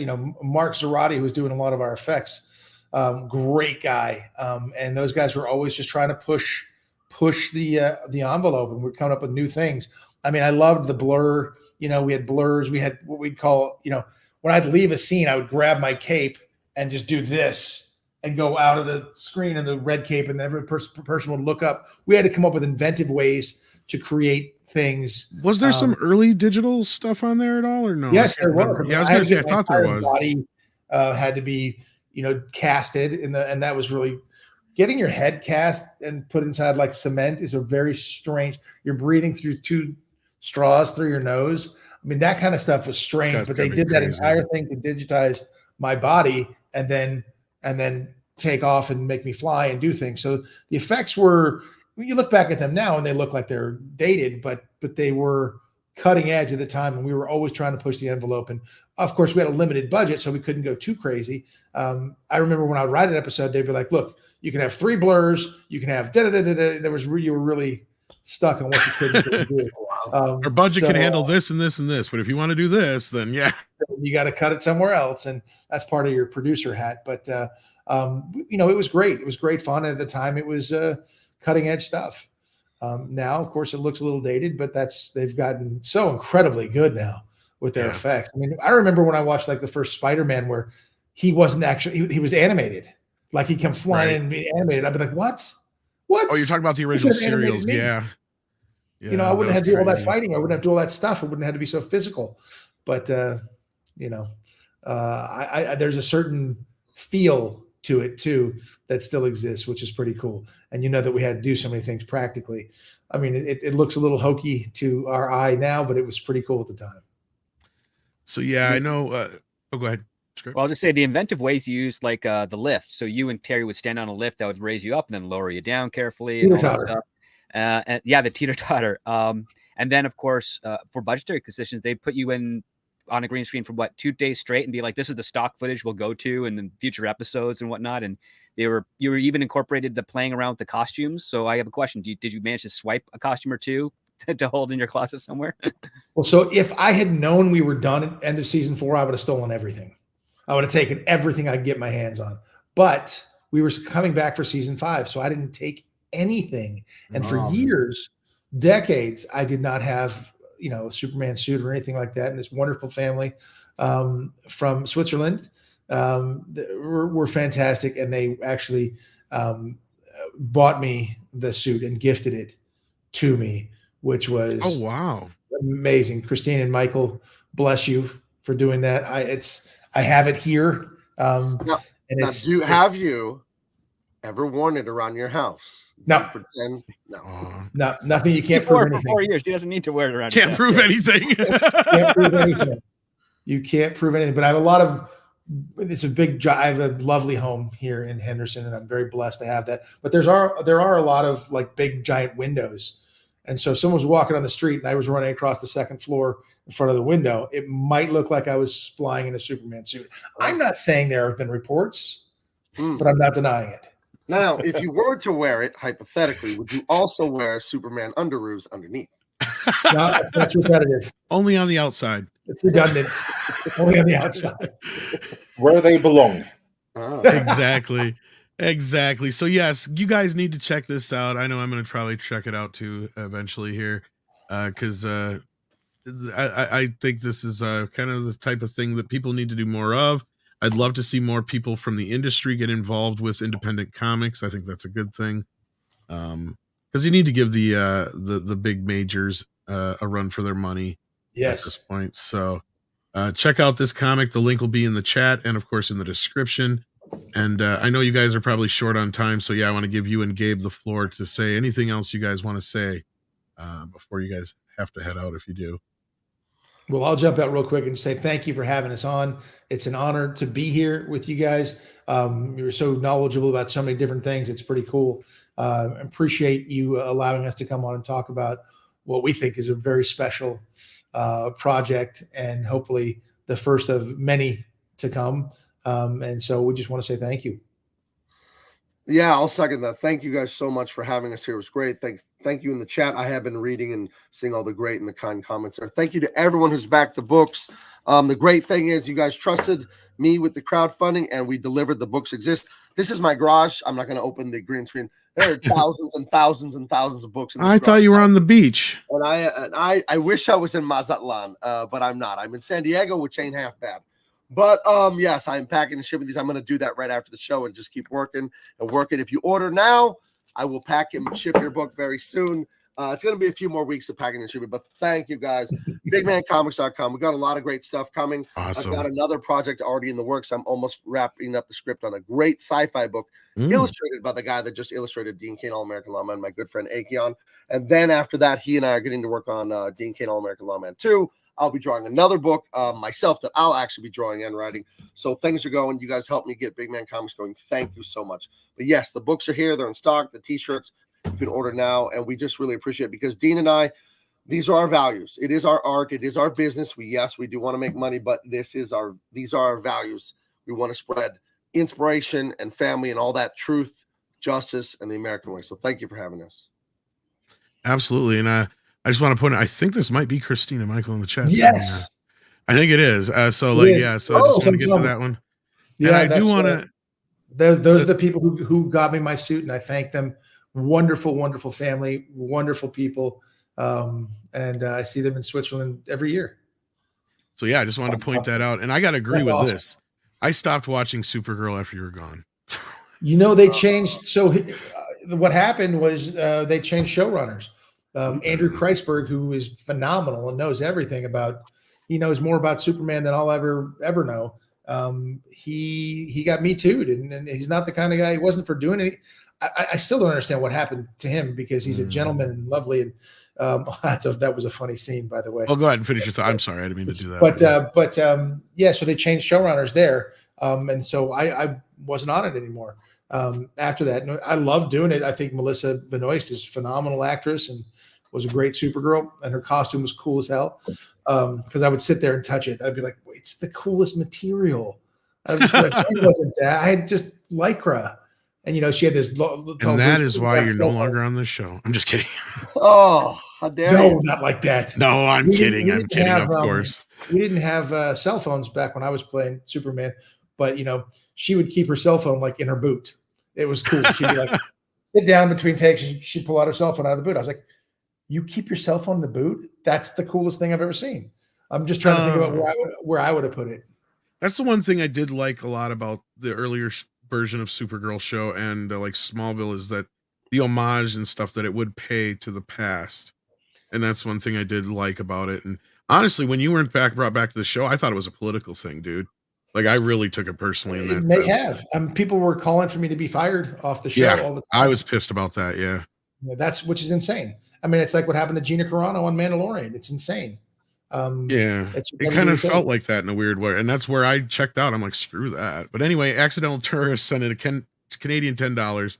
I think he wants you to do this. So I'll let you take over if you will. Luther, you want to know how fast I am? Yes, I remember that. That was very cool. That was a very cool scene because, John Shea's a great actor too. And Superman was pissed off. And it takes a lot to get Superman pissed off, but he was messing with his woman. So, that was a lot of fun to do. And that was a little bit of, I can kick your ass. But he didn't do it. Showing you what he can do without even have to do anything really. Without doing it. Yeah. It's like, that's amazing. You want to fight Mike Tyson? Really? Really?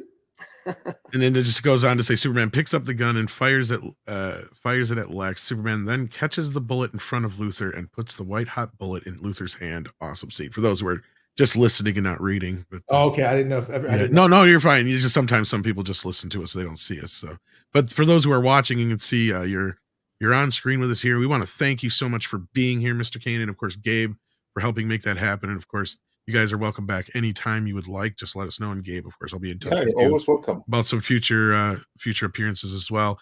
I just want to point out the irony that a person with a secret identity, gets to talk with Dean Cain. That is true. Well, and clearly you took all inspiration from Clark Kent by the looks of it. That's just genetics. I need the glasses to see. That's what you say. And that's what Clark Kent would say. That's exactly what he'd say. Yeah, but the people that asked me this one, they were like, why would I take the glasses off in order to use like heat vision or, pull the glasses down, heat vision or X-ray vision? And I never really had a good answer for that. Gabe, what was the answer? What is the answer? That would it do something to the lens? Wouldn't it deflect it or something? Listen, I'm not going to answer because I feel like if we talk too much about the nuts and bolts of comics, we'll get the women too hot and bothered. This is, you know how this works. You start talking about lightsabers a little too much and secret identities. Ladies lose control. I'm a married man. I don't want to, provoke anything that gets out of control. So, Oh man. Who knows? It's a superhero. Who cares? Come on. It was easier for us to do the special effects. Yeah. But yeah, you guys are more than welcome. I don't know how if either you have a little bit more time, we're going to go into our earlier super chats to get into the other subjects. But yeah, you guys are more than welcome to hang out if you want to. That's up to you guys. But I know Dean may have to run because I do have to. And I appreciate. I got to jam. I got to pack books. I'm very grateful that you guys had us. Sounds good. Thanks, Dean, for coming on, buddy. You're always a great pleasure, Gabe. Always good to see you, brother. And thank you all for having us. Appreciate it. It's not midnight, but we're on the edge of midnight. It's midnight edge. Indeed. Midnight edge. Thank you so much. We love you for continuing to entertain us. Yes, indeed. Thank you all so much. Bye, guys. Take care. Thank you. Thank you. All right. So keep hanging out, guys. We got some more super chats here. Do any other of our panel members have to vacate us yet? Luckily, I don't have a meeting for another 45 minutes. Okie dokie. So cool. And we plow through the remaining super chats on all the other topics. LKDTA, go ahead if you want to, Andre. Yeah, no, you. Well, yeah, I was just going to say LKDTA says for $10. Hello, Midnight Edge panel. Anyone watch X-Men '97? Cringe or so far so good? Did Lucas protect his shares? I thought what Disney did to his Star Wars would keep him silent. Yeah, there's two questions in that. As far as I know, the only one that has seen X-Men '97 is Grift. How is it so far? I saw the first episode, and I would say not cringe. It's the same level of cringe that the original 92 series was. I'll put it that way. And that's for those who either loved it as a kid and then watched it as an adult and were like, this is all right, or have loved it all the way through. So far in that first episode, I would say there's nothing really to be critical of in the negative yet. So I have to wait and see. I haven't seen the second one yet. So that's my opinion on just the first. And as for the shares, no, Lucas did not protect his shares. I think his shares would have been better off going with Peltz. But he protected his personal relations with both Bob Iger and, more importantly, with his wife. And who knows how many other friends they have in common who are on the BlackRock Iger side of things. So his relations were protected. I'll push back just a little bit. Not really push back, but I'll give the alternative on that. Is like, look, like I said, take his wife out of the matter, all that other stuff. If Peltz were to start any kind of proxy war or something going on, if he were to get in, I could see George looking at this as, if I support that, all that's going to do is hurt my stock. Right? At first, it's going to go down for a long way. He does not have any guarantees in that point if Peltz is going to fix anything. So as he's sitting right now, and that was my point, is even as it sits right now, he is still his stock is still worth over twice what it was when he first got. He is over water. But that's my point. So at this point, he's better off sticking with the devil he knows than he is to go with the one he doesn't. And with what we don't know, if they may know each other personally, maybe they do have personal past we don't know about. Maybe him and his wife, or his wife and Peltz have a personal past we don't know about. We're speculating a lot on this. That's the whole point I'm getting. We are, and that's what I'm saying. That if he, if you take all kind of personal relations out of this, all of them, if he were to go with a financial advisor, that's what I was thinking. Yeah, would probably tell him you go with Peltz because that's probably going to be better for your I don't shares. know. That was my point. Is I don't know if they necessarily would, because a lot of those financial people are buying into the Bob Iger thing. See, those financial people who are buying into Bob Iger do so not because they think that that's going to be better for the shares, but because they have another game. It's JP Morgan and stuff like that. The others who are interested in the Disney shares directly, they're the ones Peltz are trying to reach. Here you have two competing goals. One is, are you interested in the Disney shares for the profit that they are able to produce on their own, or as an instrument to something else? JP Morgan Chase are interested in it as an instrument to something else. Well, and take all that in stride too. Then if you want to go with relationships, the one that probably trumps them all is the fact that him and Bob are friends. That's what I mean. He has a loyalty to Bob at the end of the day. Exactly. He has said it publicly many a times about the whole, if it wasn't for Bob, he doesn't feel like the Young Indiana Jones show would have been on as long as it was. So he felt like he did him a solid there.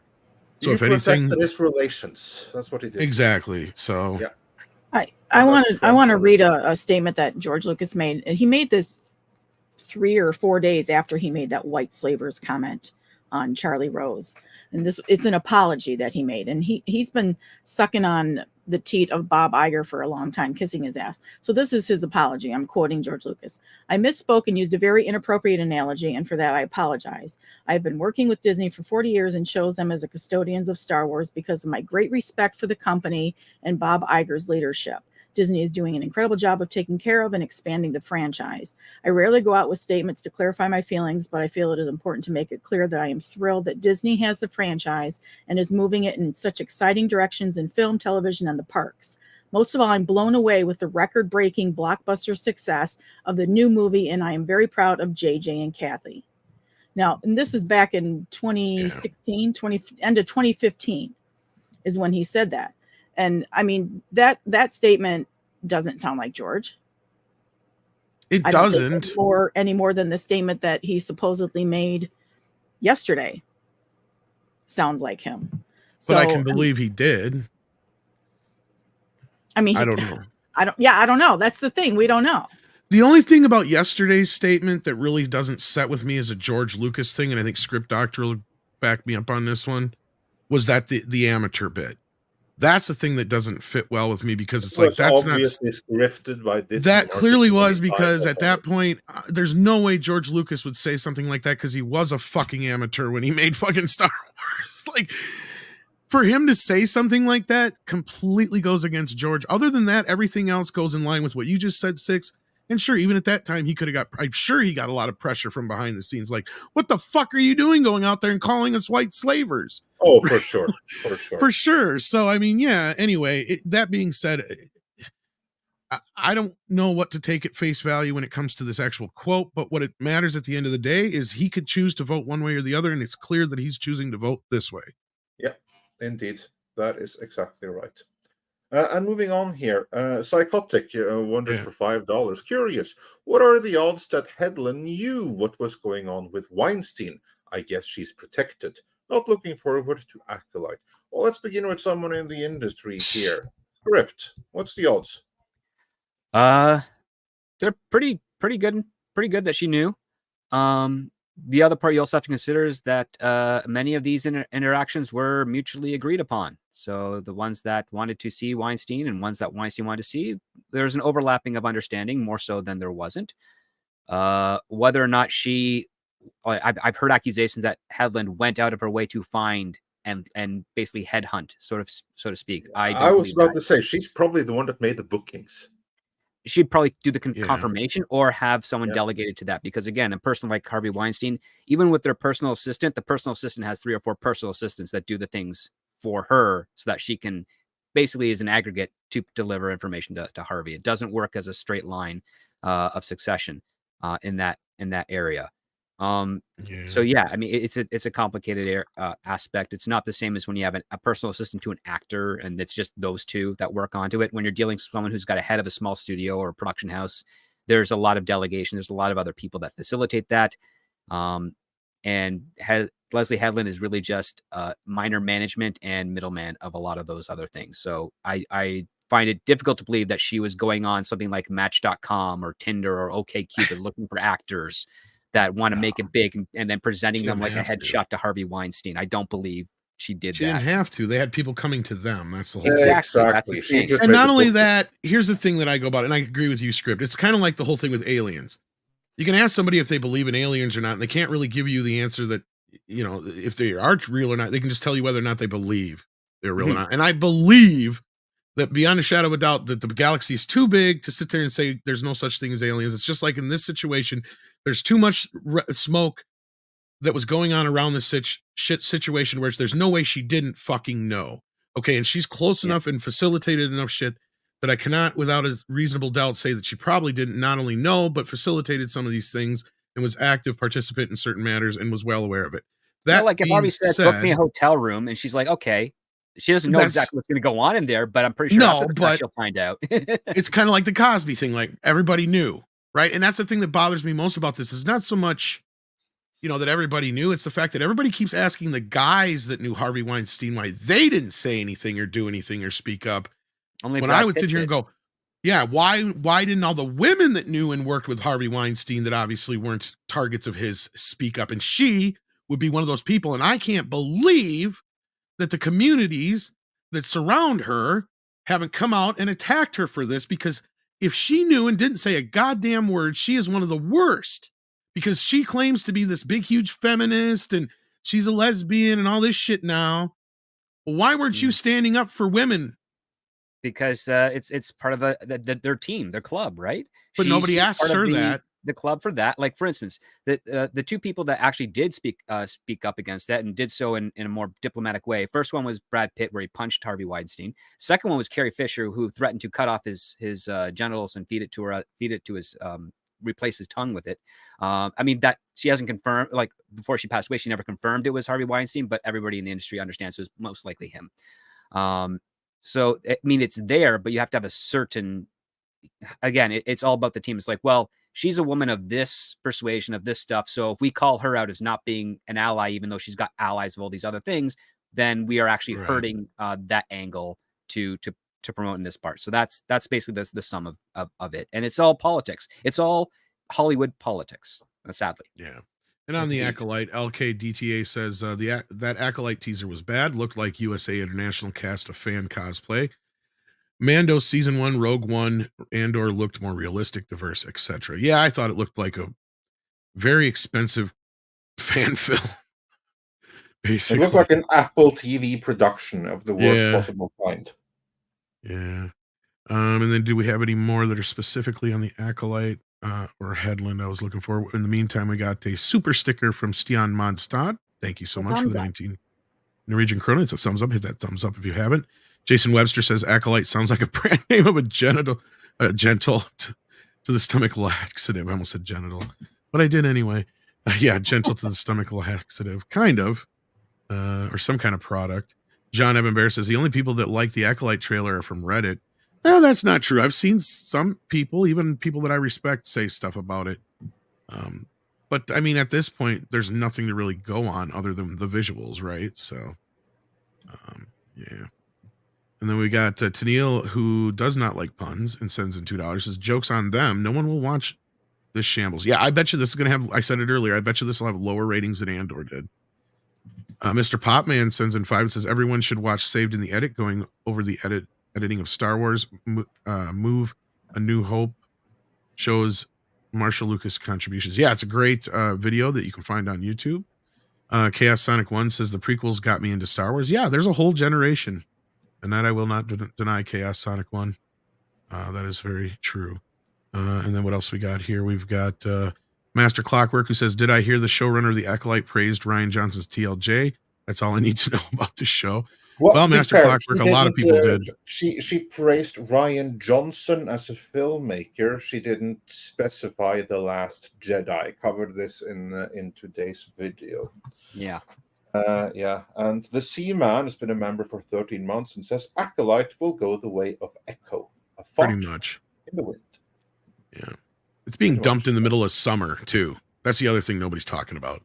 Master Clockwork sends in 2 and says there should only be 2 Sith at this time anyway. Well, there's only supposed to be 2 at any time, except for the original ones that realized, oh, we got to only keep it to 2 because otherwise we're going to connive and kill each other anyway.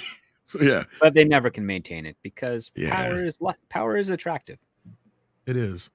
Yeah. And then we've got Casperius, who sends $10 over on the Rumble side. Thank you so much. Says, I choose to do a Scott Adams level reframe. Disney didn't buy the rights to make official Star Wars content. They bought the rights to make Star Wars parodies. Too bad none of their parodies content is funny. Yeah, it's not nearly Spaceballs funny, that's for sure. Yeah. We got Dark Winter, who says, what if it gets ratings lower than Ahsoka? Well, I think Ahsoka did better than Andor, didn't it? Because Andor was the one that nobody watched, right? Yeah, they were actually very, very similar. But you know what? It doesn't matter because this is going to continue for as long as Team Iger and Kennedy decides that this is what we want to do. If they cared that much about the audience, they would have shifted long time ago. We have all these reports that Iger supposedly is shifting and Marvel especially is being retooled without retooling a single thing. So yeah, my worry is that the Acolyte, that's going to keep going as long as there's a will to make it, regardless if only 10 people watch it. That doesn't mean anything because there's no box office return here. Once you have paid for it, then other metrics apply right away. And with streaming, it's not a matter of how much does that individual thing bring in. It's a matter of how does that contribute to the overall content offering. There you have some great way of trying to hide how much money was blown on this particular thing. So all I know is if they didn't get The Rock to do the voice of Geode, fuck them. Missed opportunity. Vin Diesel's cheaper. But his name isn't The Rock, though. It's true, but Vin Diesel. Yeah, I know. Or they could get Stone Phillips. Be like, I am Rock. I am Rock. I am rock. Yeah. Many Dragon sends in a member chat for 11 months says, what does her being a lesbian have to do with the story about sisterly love? Do you have to be gay to like brotherly love? Both movies are about family. Yeah, we accidentally read this earlier when I meant to save it for this portion of the show. But yes, I agree with you wholeheartedly. And I even made the joke, like, Fox and the Hound didn't make me gay. Like, what the fuck? And they're not even brothers. Like, well, it only tells me how desperate she is for lesbian content when she's able to read that into something like Frozen. I mean, then you are looking for things to read your messages into. Not to drag this out, because I know we're running short on time because we're already way over time, but this is something that I've been kind of slowly growing in research in my background here, because I keep getting this thing that pops up about gay coding, especially in Disney films. And like, okay, so you're now saying that all these characters are gay coded, especially a lot of the villains, mind you. And the reason I think that's important is because for years, a lot of people in the LGBTQ community attacked movies and stories endlessly for supposedly only portraying homosexuals as villains and bad people. When now all of a sudden they're trying to claim them. It's like, okay, you can't have your cake and eat it too. Which is it? Right? Because at this point, I'm so sick and tired of everybody trying to tell me Scar is gay, and shit like that. Maybe he is. I don't fucking care. Right? That's the whole point. I don't fucking care. So quit trying to gay code everything and all that stuff like that. It's like, especially if you're going with brother and a sisterly love or brothers and sisters and all that shit is just not helping your case. It's just making it fucking weirder. Right? So yeah, that was a very bad. I know what she was trying to say, but it was still a piss poor. You could have picked anything else other than that to make your point, especially when it comes to becoming a lesbian, right? Like that's the comparison you drew to. Like that's the problem to me. Like if you were just talking about, I liked seeing that there was sisterly love in something like Frozen, and I wanted to see a sisterly relationship in Star Wars. I don't think that's something we've seen before, which technically pretty much have it. That's okay. Okay, I can see that. Well, that's we're not going to what she have was getting at. that here in the Acolytes, though. But that's what I'm saying, though. That's not what she's getting at, though, Andre. But anyway, I didn't mean to keep that going for so long, but that was my point. Yeah. And then we got Paulus Plain, who sends in 100 Norwegian krona and says, Sweet Baby Ink detected at 306,266 curators following. Nice. Needs to be even bigger than that. Needs to be 100 times that size. Every single gamer needs to follow that. But yeah, good news. Good news. Then we got Accident Seller. Oh, go ahead. Yeah, no, Accident Seller says for 50 Norwegian krona, off topic, focusing on the positive. I want to watch Dune 2, and I'm also looking forward to Mission Impossible 7, and on TV, Season 2 of House of the Dragon and Andor. Yeah, well, cool. I hope you get loads of enjoyment out of all of those things. Yeah, a lot of people like Andor. Yeah, it's for me. I'm looking forward to Season 3 of Foundation, because Season 2 was tremendously good once you got past Season 1. And speaking of something else tremendously good, Pilgrim Media says for $2, can we ever get back to Hogan's Heroes, F-Troop? No. Do not give them ideas to reboot Hogan's Hero. No. I would hate to see what would Hogan's Heroes would never happen today. But the Blu-ray is available. I teased Script Doctor with it. Look what I got. Yeah, I gotta wait. No, they would never get away with making a show like that, which is funny because it would be like right up the woke alley, right? But they don't understand how to do that. And Script and I and others like Paul, when he's been on here, we can sit here and workshop a better woke idea that actually works as a story and still adheres to their woke bullshit, which just goes to show they're shit writers.